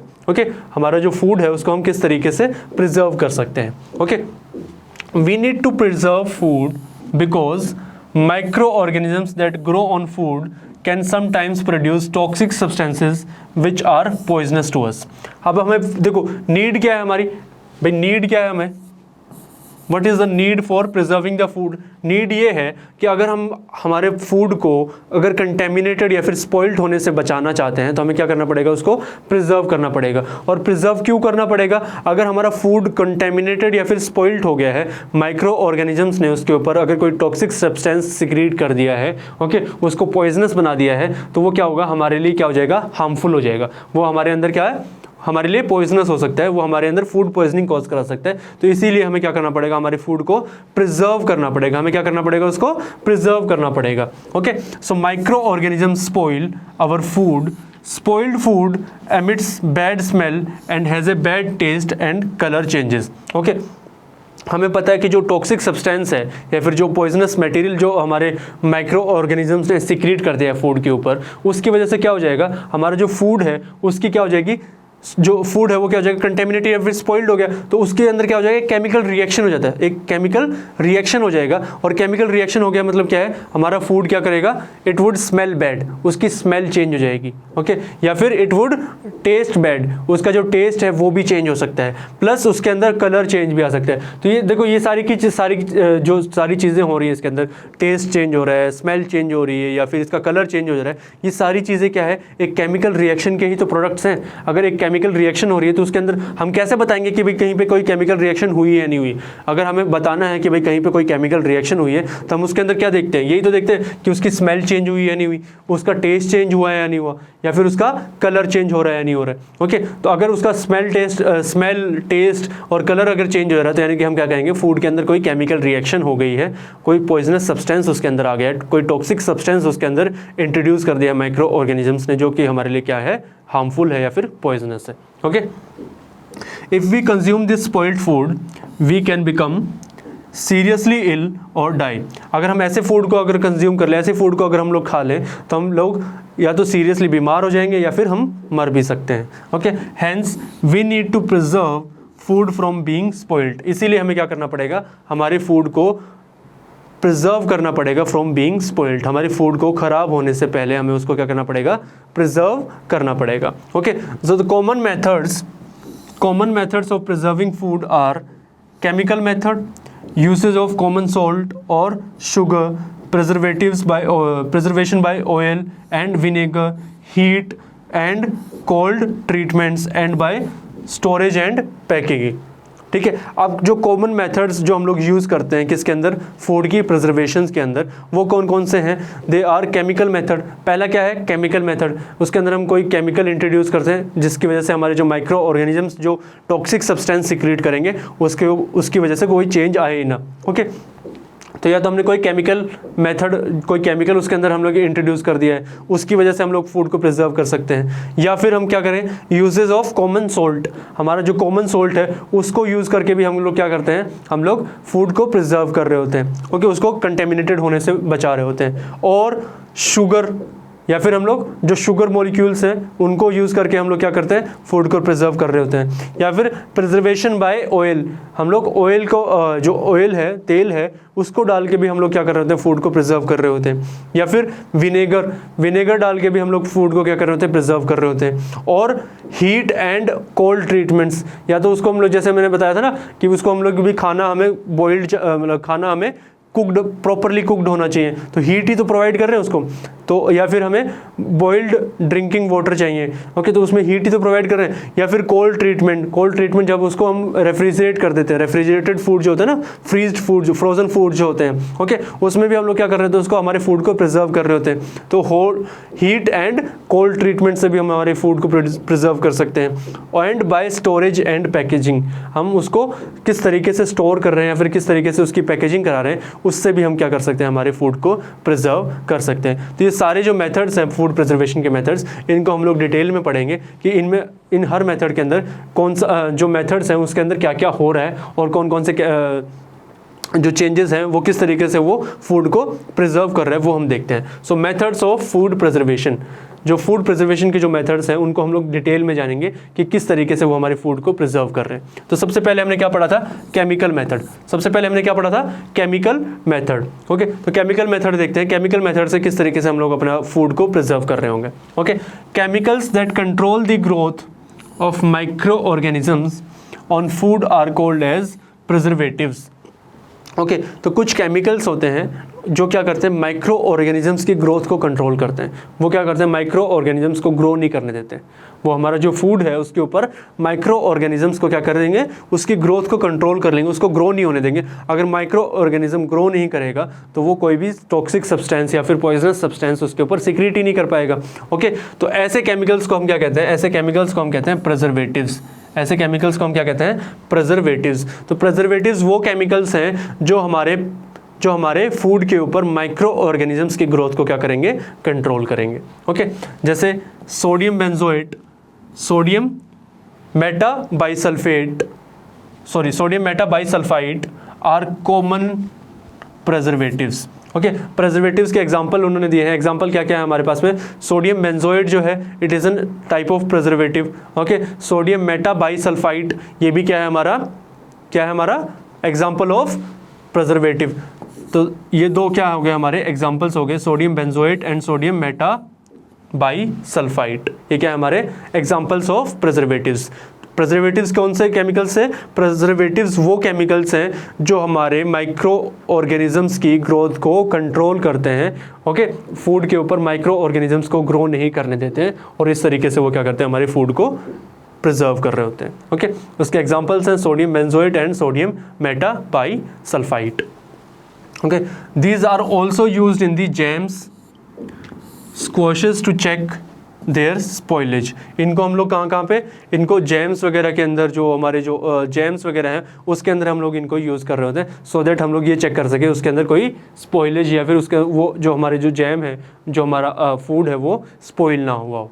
ओके, वी ऐड सॉल्ट और acid preservatives to pickles to prevent attack of microbes. हम लोग क्या करते हैं, कॉमन सॉल्ट या फिर एसिड प्रिजर्वेटिव हम लोग किसके अंदर, पिकल्स के अंदर इंट्रोड्यूस करते थे, सो दैट हमारा जो पिकल्स हैं वो क्या हो, कंटेमिनेटेड ना हो, वो ख़राब ना हो। तो पिकल्स को बचाने के लिए, पिकल्स को माइक्रोब्स के अटैक से बचाने के लिए हम लोग क्या करते हैं, उसके अंदर हम लोग सॉल्ट, उसके अंदर सॉल्ट ऐड कर देते हैं या फिर एसिड प्रिजर्वेटिव्स उसके अंदर हम लोग ऐड कर देते हैं to prevent pickles from getting attacked by microbes. Microbes के अटैक से उसको बचाने के लिए हम लोग क्या करते हैं, उसके अंदर सॉल्ट या फिर एसिड प्रिजर्वेटिव्स को डाल देते हैं। Okay, so this was chemical method. अब हम बात करते हैं प्रिजर्वेशन बाय कॉमन सोल्ट।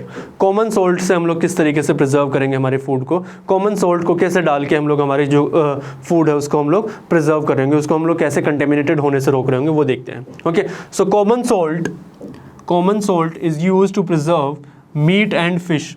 हमारी जो मीट और जो फिश है उसको प्रिजर्व करने के लिए हम लोग क्या करते हैं, कॉमन सोल्ट का यूज़ करते हैं। Okay, meat and fish are covered with dry salt to check the growth of bacteria. हम क्या करते हैं, जो हमारी मीट होता है, ओके, या फिर हमारी जो फिशेस होती हैं उसके ऊपर हम लोग क्या करते हैं, ड्राई सोल्ट को क्या कर देते हैं, उसके ऊपर कवर कर देते हैं, ड्राई सोल्ट की उसके ऊपर कवरिंग कर देते हैं, उसके ऊपर ड्राई सोल्ट हम लोग क्या कर देते हैं, ऐड कर देते हैं। तो उसकी वजह से क्या होगा, वो बैक्टीरियाज जो वहाँ पे ग्रो होने चाहिए थे ना, उसकी ग्रोथ को क्या करेगा, वो चेक कर लेगा। So meat and fish are covered with dry salt to check the growth of bacteria. Okay, वहाँ पे वो बैक्टीरियाज को ग्रो नहीं करने देगा, उसको फ्रेश रखने में हेल्प करेगा। ओके, तो salting is also use to preserve amla, raw mangoes and tamarind etcetera. Okay, हम लोग क्या कर सकते हैं, आंवला जो होता है उसको प्रिजर्व करने के लिए भी हम लोग सोल्ट, उसके ऊपर सोल्ट स्प्रिंकल कर देते हैं। ओके, या फिर जो कच्चे आम होते हैं, रो मैंगोज होते हैं, या फिर टैमरिंड जो है, ठीक है, इनको प्रिजर्व करने के लिए भी हम क्या करते हैं, उसके ऊपर कॉमन सोल्ट, ड्राई सोल्ट को हम लोग क्या करते हैं, उसके ऊपर एक कवरिंग कर देते हैं। उसकी वजह से उसको क्या करता है, फ्रेश रखता है, उसके अंदर बैक्टीरियाज की ग्रोथ को वो चेक करके रखता है, बैक्टीरियाज को वहाँ पे ग्रो नहीं होने देता है, और इस तरीके से वो हमारे जो फूड है उसको प्रिजर्व कर रहा होगा। तो preservation by common salt. Okay, next हम देखते हैं, नेक्स्ट क्या है हमारा, प्रिजर्वेशन बाय शुगर। हम लोग शुगर से भी क्या कर सकते हैं, हमारे फूड को प्रिजर्व करते हैं, शुगर को ऐड करके भी हमारे फूड को हम लोग क्या कर रहे होंगे, प्रिजर्व कर रहे होंगे। तो प्रिजर्वेशन बाय शुगर ये कहाँ पे होगी, जैम्स में, जेलीज में, squashes are preserved by sugar. Jams, jellies and ये जो स्क्वॉशेस हैं इनको हम किससे, शुगर से प्रिवेंट कर रहे होते हैं, शुगर से इनको हम प्रिजर्व कर रहे होते हैं। Okay, sugar reduces the moisture content which inhibits the growth of bacteria which spoil food. Okay, sugar जो इसके अंदर होती है, शुगर क्या करती है, शुगर इसके अंदर जो मॉइस्चर प्रेजेंट होता है ना उसको कंज्यूम कर लेती है, उसको एब्जॉर्ब कर लेती है। तो sugar reduces the moisture content, उसके अंदर जो मॉइस्चर का जो कंटेंट था उस शुगर क्या करेगी, उसको एब्जॉर्ब कर लेगी। तो मॉइस्चर कंटेंट क्या कर देगी, वहाँ पे रिड्यूस कर देगी। और मॉइस्चर कंटेंट अगर रिड्यूस हो गया तो उसकी वजह से क्या होगा, जो हमारा बैक्टीरिया जो कि इसको स्पॉइल कर सकता था, स्क्वैशेस को या फिर जैम्स को या फिर जेलीज को, जो स्पॉइल करने वाला जो बैक्टीरिया था वो, उसको मॉइस्चर मिलेगा ही नहीं, उसको ड्राई वेट कंडीशंस मिलेंगी ही नहीं, तो वो क्या होगा, वो ग्रो ही नहीं कर पाएगा, which inhibits the growth of bacteria. Okay, moisture वहाँ से हट जाना मतलब बैक्टीरिया वहाँ पे ग्रो नहीं कर पाएगा। Okay, so sugar reduces the moisture content which inhibits यानी कि कंट्रोल, चेक कर लेना, okay, the growth of the bacteria, वो बैक्टीरिया की ग्रोथ को वहीं पे क्या कर देगा, कंट्रोल या फिर चेक या फिर खत्म कर देगा। विच स्पॉइल द फूड, जो बैक्टीरिया हमारे फूड को स्पॉइल करने वाला था उसकी ग्रोथ को वो क्या कर देगा, खत्म कर देगा by reducing the moisture content.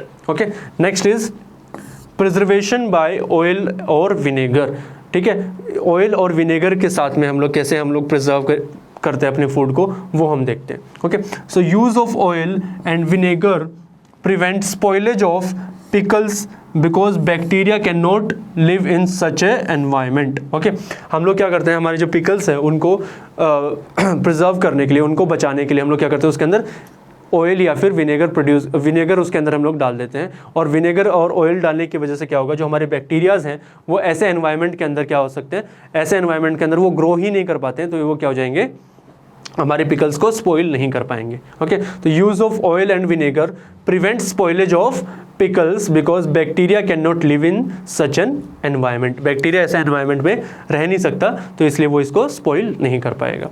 Okay, vegetables, fruits, fish, meat are preserved by this methods. इस मेथड से, जो ऑयल और विनेगर का जो मेथड है, उससे हम लोग बहुत सारी वेजिटेबल्स को प्रिजर्व कर रहे होंगे, फ्रूट्स को, फिशेस को, मीट को, इन सारी चीज़ों को हम लोग इस मेथड से by adding oil and vinegar हम लोग उनको प्रिजर्व कर सकते हैं। Okay, now let's talk about heat and cold treatment. Heat और कोल्ड ट्रीटमेंट से हम लोग किस तरीके से हम हमारे जो फूड है उसको प्रिजर्व कर रहे होंगे। ओके, सो हीट और कोल्ड ट्रीटमेंट क्या, हीट में क्या है, हम लोग हीट प्रोवाइड कर रहे होंगे। So boiling kills many micro organisms, thus milk is boiled before storing और यूजिंग। बॉइलिंग क्या होता है, बॉइलिंग क्या करता है, बहुत सारे माइक्रो ऑर्गेनिजम्स को किल कर देता है, तो इसीलिए हम लोग जब मिल्क को स्टोर कर रहे होते हैं तो उसको, उससे पहले हम लोग क्या करते हैं, उसको बॉइल करते हैं, सो दैट उसके अंदर जो माइक्रो ऑर्गेनिजम्स प्रेजेंट है वो सारे के सारे मर जाए। या फिर हम जब drinking water, boiled drinking water की बात कर रहे होते हैं, हमें बॉइल्ड ड्रिंकिंग वाटर पीना चाहिए, तो उसमें क्या करते हैं हम लोग, उसको जब हीट प्रोवाइड करते हैं, उसको बॉइल करते हैं, तो उसके अंदर सारे माइक्रो ऑर्गेनिजम्स जो प्रेजेंट होते हैं वो क्या हो जाते हैं, मर जाते हैं, और उसको हम लोग कंज्यूम कर सकते हैं, वो हमारे लिए सेफ हो जाता है। Okay, low temperature also inhibits the growth of microbes. Low temperature मतलब cold and, okay, cold treatment. Low temperature यानी कि हमने टेम्परेचर क्या कर दिया, कम कर दिया, तो वो भी क्या करेगा, it also inhibits the growth of microbes. वो भी क्या करेगा, हमारे माइक्रोब्स या फिर जो माइक्रो ऑर्गेनिजम्स हैं उनकी ग्रोथ को क्या कर लेगा, कंट्रोल कर देगा, उसको इनहिबिट कर देगा। Okay, so pasteurised milk can be consumed without boiling as it is free from harmful microbes. Okay, जो हमारा जो आपने देखा ना मदर डेयरी का जो दूध आता है या फिर अमूल का जो दूध आता है, जो पैकेट वाला जो दूध है, वो क्या होता है, हमारा पेस्चराइज्ड मिल्क होता है। पेस्चराइज्ड मिल्क क्या होता है, बेसिकली पेस्चराइज्ड मिल्क होता है कि हमने क्या किया, जो हमने देखो पेस्चराइजेशन, ये यहाँ पे आपने पेस्चराइजेशन, ये है पेस्चराइज्ड, यहाँ पे जो है हमारा जो मिल्क है वो क्या है, पेस्चराइज्ड मिल्क है। पेस्चराइज्ड मिल्क, पेस्चराइज्ड मिल्क के अंदर क्या किया, हमने मिल्क कहाँ से लिया, हमारे कैटल से लिया, हमने कैटल से जब मिल्क लिया, उसको, उस मिल्क को लेके उन्होंने क्या कर दिया, हीट कर दिया, उसको क्या कर दिया, बॉईल कर दिया। जब उसको बॉईल कर दिया, तो उसको जैसे ही बॉईल किया ना, बॉईल करने के बाद में उसको बॉईल कर दिया, तो बेसिकली उसके हमने सारे के सारे माइक्रोब्स को क्या कर दिया, उसके सारे के सारे माइक्रोब्स को हमने डिस्ट्रॉय कर दिया, उसके सारे माइक्रोब्स को हमने मार दिया, और फिर उसको एकदम से क्या कर देंगे हम लोग, ठंडा कर देंगे। तो देखो यहाँ पे इसको हमने क्या किया, इसको हीटिंग सेक्शन में डाला, उसको बॉईल कर दिया, और फिर एकदम से उसको क्या कर दिया, कूलिंग सेक्शन में डाल दिया, उसको क्या कर दिया, ठंडा कर दिया, और फिर उसकी हमने पैकेजिंग करा दी। अब हमने जब उसकी पैकेजिंग करा दी, तो उसको हम क्या कहेंगे, पेस्चराइज्ड मिल्क कहेंगे। ओके, अभी जो पेस्चराइज्ड मिल्क है, जो हमारे अमूल के जो पैकेट्स हैं या फिर जो मदर डेयरी के पैकेट्स हैं, जो भी हमारे पैकेट्स के अंदर जो दूध आता है वो सारा पेस्चराइज्ड मिल्क होता है, और वो क्या होता है, उसको हमें बिना बॉईल करे हम उसको क्या कर सकते हैं, कंज्यूम कर सकते हैं। क्यों, क्योंकि उसके अंदर कोई भी हार्मफुल बैक्टीरिया प्रेजेंट ही नहीं होता है, क्योंकि हार्मफुल बैक्टीरिया तो यहीं पे मर जाएगा ना, बॉइलिंग की वजह से क्या हो जाएगा, किल माइक्रोब्स, माइक्रोब्स जो है यहां पे मर जाएंगे। ओके, माइक्रोब्स जो है वो बॉइलिंग की वजह से मर जाएंगे, तो इसलिए पेस्चराइज्ड जो मिल्क है that is safe to drink. Okay, milk is heated about 700 degree Celsius for 15 to 30 seconds and then suddenly chilled and stored. Okay, हम लोग जो पेस्चराइज्ड मिल्क बना रहे होते हैं उसमें हम क्या करते हैं 700 डिग्री सेल्सियस तक हम क्या करते हैं मिल्क को बॉईल कर देते हैं फॉर 15 टू 30 सेकेंड्स। 15 से 30 सेकेंड के लिए हम लोग क्या 700 डिग्री तक का टेम्परेचर उसको प्रोवाइड कर देते हैं और उसको बॉईल करते हैं और फिर एकदम से क्या कर देते हैं उसको एकदम से चिल कर देते हैं, तो उसके अंदर माइक्रोब्स हमारे जो होते हैं वो सारे के सारे मर जाते हैं। Okay, this process is called as pasteurisation and prevents the growth of microbes. इस प्रोसेस को हम क्या कहते हैं पास्चराइजेशन कहते हैं, जहाँ पे हम मिल्क को क्या करें एकदम से 700 डिग्री सेल्सियस तक उसको गर्म कर देंगे 15 से 30 सेकंड के लिए और फिर एकदम से उसको क्या कर देंगे ठंडा कर देंगे, तो उसमें हमने सारे माइक्रोब्स को हमने क्या कर दिया किल कर दिया और हमारा जो मिल्क है वो सेफ टू कंज्यूम हो गया और उसको हमने पैकेजिंग करा के हमने उसको डिस्ट्रीब्यूट कर दिया। ओके, नेक्स्ट इज स्टोरेज और पैकेजिंग। स्टोरेज और पैकेजिंग से हम लोग कैसे फूड को प्रिजर्व कर सकते हैं वो हम देखते हैं। जैसे हमारे जो ड्राई फ्रूट्स हैं and vegetables are sold in sealed air tight packets to prevent the attack of microbes. हमारे जो माइक्रोब्स हैं उनको हम क्या करते हैं एयर टाइट पैकेट्स के अंदर हम लोग उनको रखते हैं और वहाँ पे उनको एयर टाइट पैकेट्स के अंदर जब हम उनको स्टोर करते हैं तो वहाँ पे हम लोग माइक्रोब्स की जो ग्रोथ है उसको इनहिबिट कर रहे होते हैं। तो स्टोरेज और पैकेजिंग से भी हम लोग क्या कर सकते हैं, हमारे स्टोरेज और जो पैकेजिंग है उससे भी हमारे जो फूड है उसको हम लोग क्या कर सकते हैं प्रिजर्व कर सकते हैं। Okay, so these are the methods of food preservation जो हमने पढ़े। हीट और कोल्ड ट्रीटमेंट से भी कर सकते हैं और स्टोरेज एंड पैकेजिंग से भी हमारे जो फूड है उसको हम लोग क्या कर सकते हैं प्रिवेंट कर सकते हैं फ्रॉम, उसको हम लोग प्रिजर्व कर सकते हैं। Now let's talk about nitrogen fixation. Nitrogen fixation के बारे में हम बात करते हैं कि नाइट्रोजन फिक्सेशन क्या होता है। देखो, हमारा जो एटमॉस्फेयर है उसके अंदर सबसे अबेंडेंट जो गैस है वो कौन सी है, नाइट्रोजन है। Okay, so nitrogen constitutes 78% of our atmosphere. यानी कि सबसे ज़्यादा अगर कोई गैस हमारे एटमॉस्फेयर के अंदर प्रेजेंट है तो कौन सी है, नाइट्रोजन गैस प्रेजेंट है, क्योंकि it is 78% of our atmosphere. भैया एटमॉस्फेयर का 78% तो क्या है, नाइट्रोजन ही है। लेकिन ये क्या है, ये जो नाइट्रोजन है this is inert nitrogen. Inert nitrogen, inert nitrogen means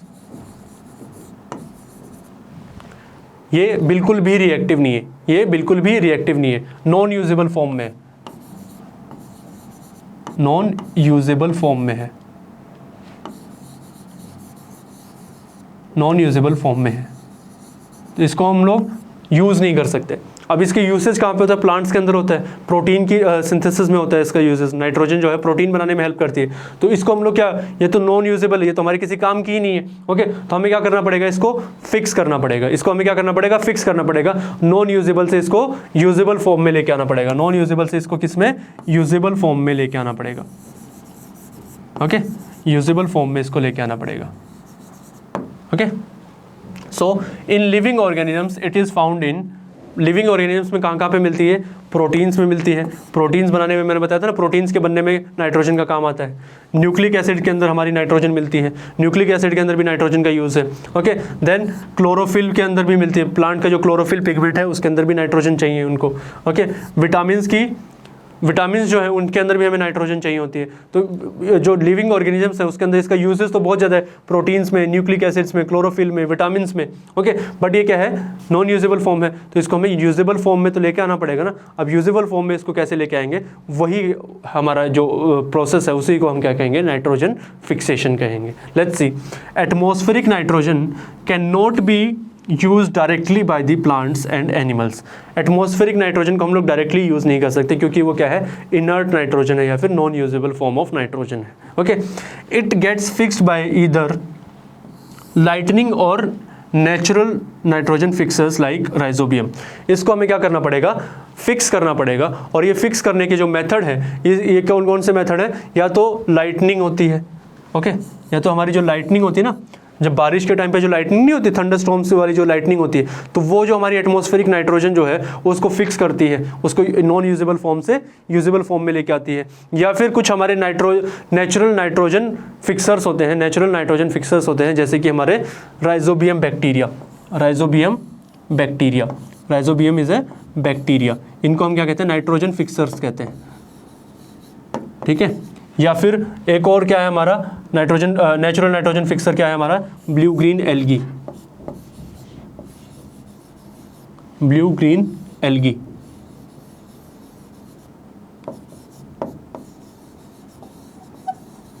ये क्या करते हैं, हमारी जो नाइट्रोजन है, एटमॉस्फेरिक जो नाइट्रोजन है, जो कि non usable form of nitrogen है, उसको क्या कर देंगे, फिक्स कर देंगे, और किसमें, यूजेबल फॉर्म ऑफ नाइट्रोजन में उसको क्या कर देंगे, कन्वर्ट कर देंगे। तो हमारी जो एटमॉस्फेरिक नाइट्रोजन है उसको यूजेबल फॉर्म में लेके आना को हम क्या कहते हैं, फिक्सिंग ऑफ नाइट्रोजन। और कौन कराता है इसको, या तो लाइटनिंग या फिर हमारे nitrogen fixers, natural nitrogen fixers, जैसे कि राइजोबियम या फिर ब्लू ग्रीन एल्गी। ओके, तो यही जो प्रोसेस है नॉन यूजेबल फॉर्म से यूजेबल फॉर्म में आना, उसको हम क्या कहेंगे, नाइट्रोजन फिक्सेशन कहेंगे। Okay, now let's take a question. Question क्या है, name the micro organisms which can fix atmospheric nitrogen in the soil.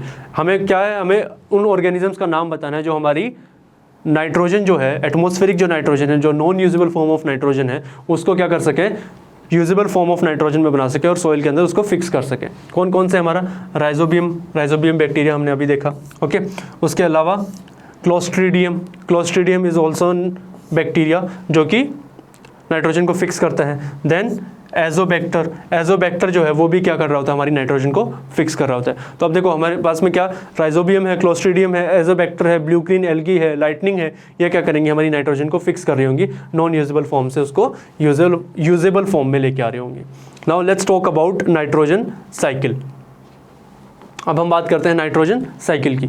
Okay, तो नाइट्रोजन साइकिल की बात क्या है, बेसिकली नाइट्रोजन जो है हमारी, वो हमारे एटमॉस्फेयर के अंदर अबेंडेंट तो है, बट वो क्या करती है, एक साइक्लिक फॉर्म में वो क्या करती है, रिवॉल्व करती रहती है। ओके, एटमॉस्फेरिक नाइट्रोजन जो है वो पहले सोइल के अंदर जाएगी, फिर सोइल से वो प्लांट्स में जाएगी, फिर प्लांट से वो एनिमल्स में जाएगी, और एनिमल से फिर वो वापस एटमॉस्फेयर में चली जाएगी। तो वो एक साइकिल के अंदर क्या करती है, रिवॉल्व करती रहती है नाइट्रोजन। और वो जो नाइट्रोजन जो है, एक साइकिल के अंदर जो रिवॉल्यूशन है उसका, एक साइकिल के अंदर जो उसकी मूवमेंट है, उसी को हम क्या कहते हैं, nitrogen cycle. Okay, so nitrogen can not be taken directly by plant and animals. ये चीज़ हमें पता है कि भाई जो हमारे प्लांट और जो एनिमल है वो डायरेक्टली नाइट्रोजन को नहीं ले सकते।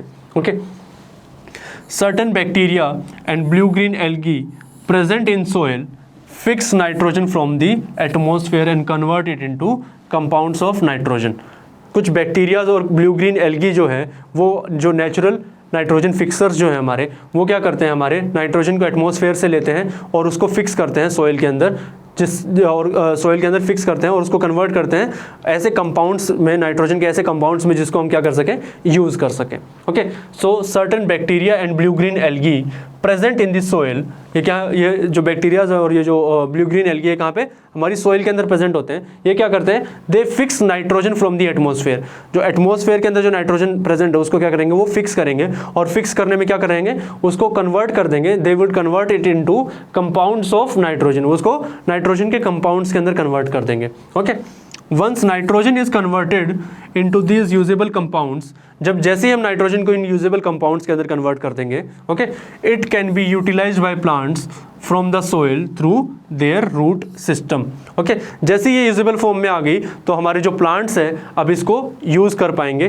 Plants can utilise this nitrogen from the soil through their root system, उनके जो रूट सिस्टम है उसके थ्रू इस नाइट्रोजन को अब वो क्या कर पाएंगे, यूज कर पाएंगे। Okay, so nitrogen is then used for the synthesis of plant proteins and their compounds. फिर हम लोग जो नाइट्रोजन जो है, जो जैसे ही प्लांट ने यूज़ करना शुरू कर दिया तो वो क्या, प्लांट के अंदर उनके प्रोटीन बनाने में हेल्प करेगी, या फिर उसके जो बाकी जहाँ पे उसको नाइट्रोजन की जरूरत थी वहाँ पे प्लांट उसको यूज़ कर लेगा। Okay, animals feeding on plants get these proteins and other nitrogen compounds. अब जो एनिमल्स हैं वो क्या, हेटेरोट्रॉप्स है, वो तो प्लांट के ऊपर डिपेंडेंट अपनी फूड की रिक्वायरमेंट के लिए, तो वो क्या करेंगे, इन प्लांट से इस नाइट्रोजन के जो प्रोटीन्स हैं या फिर जो प्रोडक्ट है उनको वो कंज्यूम कर लेंगे। सो animals feeding on plants get these proteins and other nitrogen compounds. वो जो बाकी जो नाइट्रोजन कंपाउंड्स या फिर जो प्रोटीन्स है वो प्लांट से वो लोग ले रहे होंगे।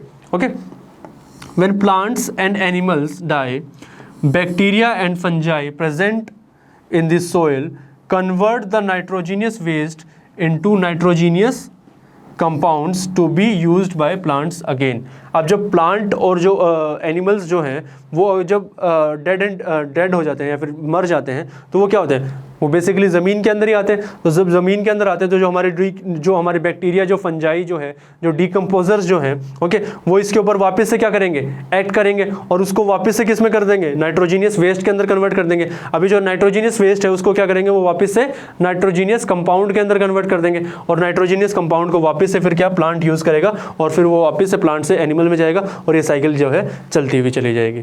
ओके, तो certain other bacteria convert some part of them into nitrogenous gas which goes back to the atmosphere। Okay, अब देखो जो डेड एंड डिके प्लांट और एनिमल और प्लांट के जो डेड मटेरियल है उसके अंदर क्या हो रहा है, नाइट्रोजीनियस वेस्ट बन रहा है। ओके, अब उसके ऊपर बैक्टीरिया और फंजाई हमारे एक्ट कर रहे हैं। अब कुछ तो उसको क्या कर देंगे, नाइट्रोजीनियस कंपाउंड्स के अंदर बना देंगे उसको, कुछ तो नाइट्रोजीनियस वेस्ट से क्या बना देंगे, नाइट्रोजीनियस कंपाउंड्स बना देंगे। अब वो जो नाइट्रोजीनियस कंपाउंड्स बने वो तो क्या प्लांट वापस से यूज़ कर लेगा, प्लांट वापस से यूज़ कर लेगा, फिर वो एनिमल को देगा, एनिमल और प्लांट वापस से डेड हो जाएंगे, फिर वो वापस से वहाँ पे आ जाएगा। तो वो एक साइकिल तो वैसे चलती रहेगी।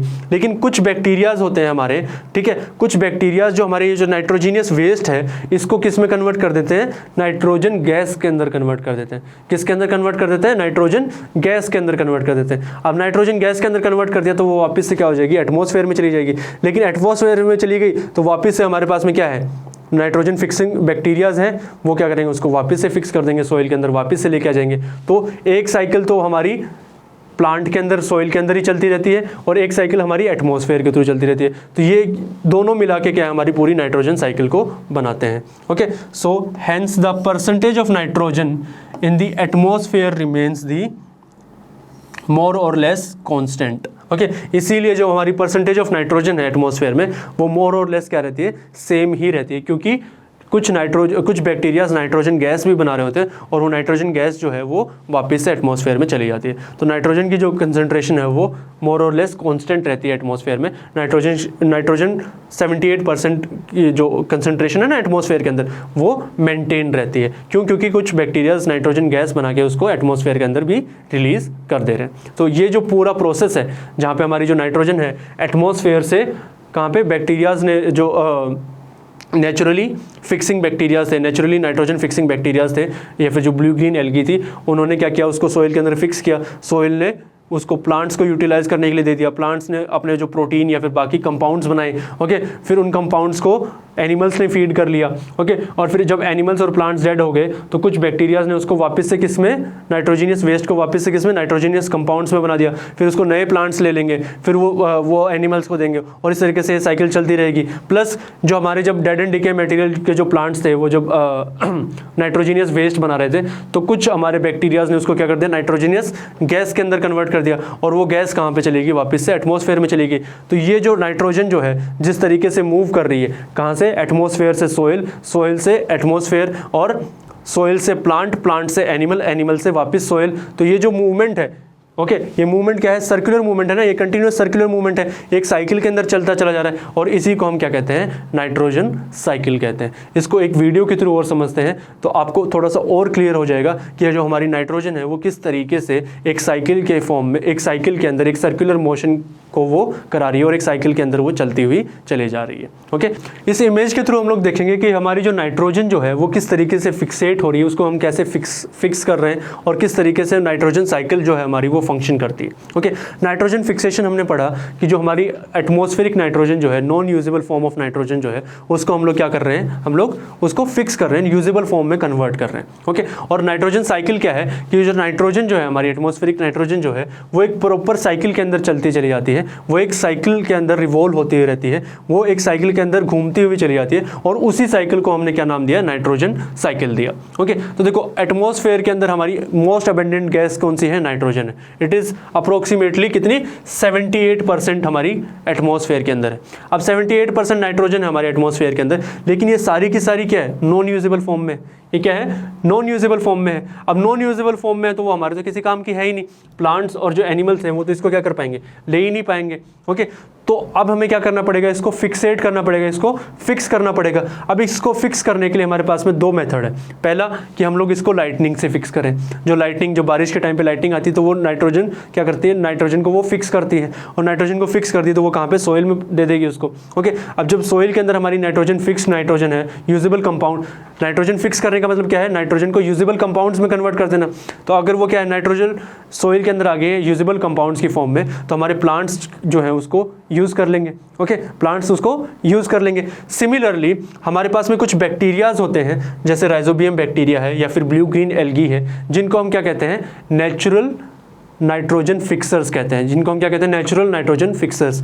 वो क्या करेंगे, एटमॉस्फेयर से नाइट्रोजन को लेंगे और उसको क्या कर देंगे, फिक्स कर देंगे उसको नॉन यूजेबल से किसमें, यूजेबल कंपाउंड्स बना देंगे, नाइट्रोजन के यूजेबल कंपाउंड्स बना देंगे। तो वो क्या वापस से सॉइल के अंदर प्रेजेंट हो जाएगी यूजेबल कंपाउंड की फॉर्म में, तो प्लांट्स उसको क्या कर लेंगे, रिसीव कर लेंगे। ओके, तो देखो लाइटनिंग से भी यही हो रहा है, यूजेबल फॉर्म में कन्वर्ट हो रही है, और बैक्टीरियाज भी उसको क्या यूजेबल कंपाउंड्स ऑफ नाइट्रोजन बना रहे हैं, ठीक है, यूजेबल फॉर्म में लेके आ रहे हैं, और वहाँ से क्या हो रहा है, वो प्लांट्स उसको यूज़ करना शुरू कर देंगे। ओके, जब प्लांट्स उसको यूज़ करना शुरू करेंगे तो हमें पता है कि भाई प्लांट्स जो है उसको किस किस चीज़ के लिए यूज़ करते हैं, उसको प्रोटीन बनाने के लिए यूज़ करते हैं, उसको क्लोरोफिल के अंदर उसका यूज़ होता है। ओके, उसका न्यूक्लिक एसिड्स के अंदर उसका यूज़ होता है, नाइट्रोजन का विटामिन की फॉर्मेशन के लिए उसका यूज़ होता है। तो नाइट्रोजन का यूसेज जो है प्लांट के अंदर वो बहुत ज़्यादा है। वो उसको क्या, प्लांट्स के अंदर प्रोटीन बना रही होती है, प्लांट के प्रोटीन बना रही होती है, न्यूक्लिक एसिड बना रही होती है, ओके, विटामिन्स बना रही होती है, ओके, क्लोरोफिल पिगमेंट जो है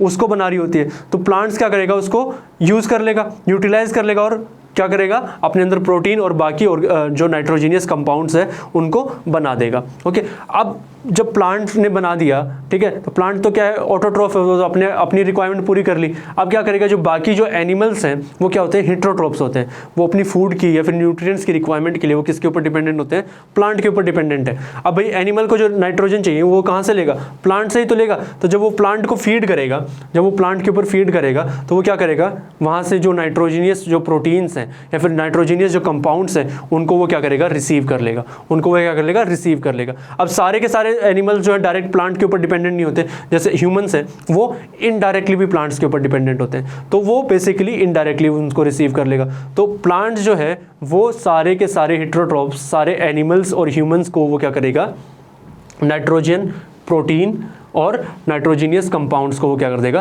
दे देगा। अभी जो नाइट्रोजीनियस प्रोटीन जो है वो कहाँ तक पहुँच गया, एनिमल्स तक पहुँच गया। अब एनिमल्स और प्लांट जो है वो जब हमारे डेड हो जाते हैं, ओके, जब वो क्या हो जाते हैं, हमारे डेड हो जाते हैं, ओके, तो डेड हो जाएंगे तो उनके अंदर क्या होगा, डिकम्पोजिशन हो जाएगा। ओके, जब ये प्लांट्स या फिर एनिमल्स हैं, जब ये डेड हो जाएंगे, व्हेन दे डाई, तो वो क्या हो जाएंगे, डिकम्पोजिशन रिएक्शन होना इनके अंदर शुरू हो जाएगा। अब जब इनके अंदर डिकम्पोजिशन रिएक्शन हो रहा है तो इसके अंदर क्या होगा, दो तरीके होंगे। अभी जो डिकम्पोजिशन हुआ, ये जो वेस्ट मटेरियल हुआ प्लांट और जो एनिमल्स का जो वेस्ट मटेरियल है, ठीक है, वो क्या है, नाइट्रोजीनियस वेस्ट बनाएगा ना, उसके अंदर नाइट्रोजन जो प्रेजेंट है वो क्या हो जाएगी, नाइट्रोजीनियस वेस्ट में कन्वर्ट हो जाएगी। अब जो नाइट्रोजीनियस वेस्ट है, ओके, वो दो पार्ट में कन्वर्ट हो सकती है। वो या तो नाइट्रोजीनियस गैस, बैक्टीरिया क्या करते हैं, उसको नाइट्रोजीनियस गैस बना दें और वापस से एटमॉस्फेयर में सीक्रेट कर दें, ओके, या फिर वहाँ से नाइट्रोजीनियस वेस्ट से वो वापस से usable form of nitrogen compound बना दें। ओके, तो नाइट्रोजीनियस वेस्ट जो कि हमारे प्लांट और जो एनिमल्स हैं उनके डेड और जो डिकम्पोज्ड मैटर है उसके अंदर क्या नाइट्रोजीनियस वेस्ट मिला, उसके अंदर से दो तरीके निकले, एक नाइट्रोजीनियस गैस बन के एटमॉस्फेयर में चले जाना, दूसरा नाइट्रोजीनियस कंपाउंड बन जाना, usable form of nitrogenous compound बन जाना, और वो वापस से प्लांट यूज़ कर लेना और फिर वो वापस से इस तरीके से चलते चले जाना। तो जो नाइट्रोजीनियस गैस जो है जो एटमॉस्फेयर में सीक्रेट हो रहा है, तो एटमॉस्फेयर के अंदर जो कंसंट्रेशन थी नाइट्रोजन की 78%, वो क्या हो जाएगी, मेंटेन रह जाएगी, क्योंकि यहाँ से हमारी जो नाइट्रोजन गैस है वो वापस से कहाँ होगी, एटमॉस्फेयर के अंदर चली गई। और इसी तरीके से फिर वापस से ये लाइटनिंग और बैक्टीरियाज के थ्रू यूजेबल फॉर्म में आ जाएगी, प्लांट कंज्यूम करेंगे,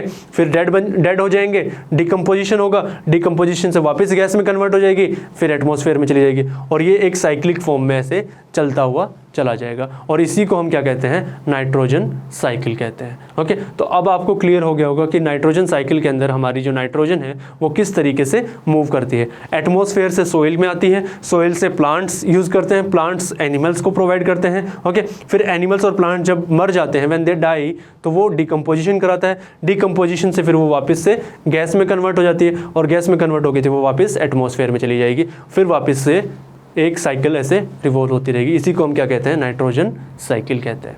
ओके, सो अब आप लोगों को और भी अच्छे तरीके से क्लियर हो गया होगा कि नाइट्रोजन साइकिल क्या है और किस तरीके से नाइट्रोजन की मूवमेंट हो रही है एक साइकिल की, साइक्लिक फॉर्म में। एक क्वेश्चन और है वो देखते हैं, फिल इन द ब्लैंक्स है basically. Fill in the blanks हमें करना है। फिल इन द ब्लैंक्स में उन्होंने पूछा है कि पहला क्या है हमारा, micro organisms can be seen with the help of a, micro organisms को हम लोग किसकी हेल्प से देख सकते हैं, we can see them with the help of a microscope. Microscope की हेल्प से हम उनको देख सकते हैं। सो माइक्रोस्कोप। ओके, नेक्स्ट क्या पूछा उन्होंने, blue green algae fix dash directly from the air to enhance the fertility of soil. Blue green algae और ब्लू ग्रीन एल्गी किसको फिक्स करती है, नाइट्रोजन को फिक्स करती है, नाइट्रोजन। ओके, N2 भी लिख सकता हूँ ना इसकी जगह पे, नाइट्रोजन को मैं N2 से भी तो रिप्रेजेंट कर सकता हूँ, तो मैं इसको N2 ही लिख देता हूँ direct, nitrogen molecule. Okay, next क्या है, alcohol is produced with the help of, alcohol किसकी हेल्प से प्रोड्यूस हो रही होती है, with the help of micro organisms. और माइक्रो ऑर्गेनिजम्स कौन सा हमारा, ईस्ट। तो alcohol is produced with the help of yeast. Okay, next क्या है हमारा, कोलेरा। कोलेरा जो है, cholera is a disease, it is caused by dash, it is caused by bacteria. Cholera कौन कॉज करता है, बैक्टीरिया कॉज करता है। ओके, सो आपको क्लियर हो गया कि भाई माइक्रो ऑर्गेनिजम्स को हम कहाँ पे देख सकते हैं, माइक्रोस्कोप के अंदर। ब्लू ग्रीन एल्गी किसको फिक्स करती है, नाइट्रोजन को। अल्कोहल कौन प्रोड्यूस कराता है, ईस्ट प्रोड्यूस कराता है। कोलेरा किसकी वजह से होता है, बैक्टीरिया की वजह से होता है। ओके, सो अब आप लोगों को माइक्रो ऑर्गेनिजम्स के बारे में एक अच्छी सी क्लियर इमेज मिल गई होगी कि किस तरीके से वो हमारे लिए यूजफुल है और किस तरीके से वो हमारे लिए हार्मफुल भी हैं। Okay, so micro organisms are our friends also and they are our foe also. Okay, वो हमारे दोस्त भी हैं और वही हमारे दुश्मन भी हैं। ओके, जब वो हमारे लिए बेनिफिशियल है या फिर हमारे लिए पॉजिटिव इम्पैक्ट क्रिएट कर रहे हैं तो वो हमारे क्या हैं, दोस्त हैं। और अगर वो हमारे लिए हार्मफुल है या फिर हमारे लिए हार्मफुल इम्पैक्ट क्रिएट कर रहे हैं तो वो हमारे क्या हैं, दुश्मन हैं। Okay, so this was all from this chapter. Thank you.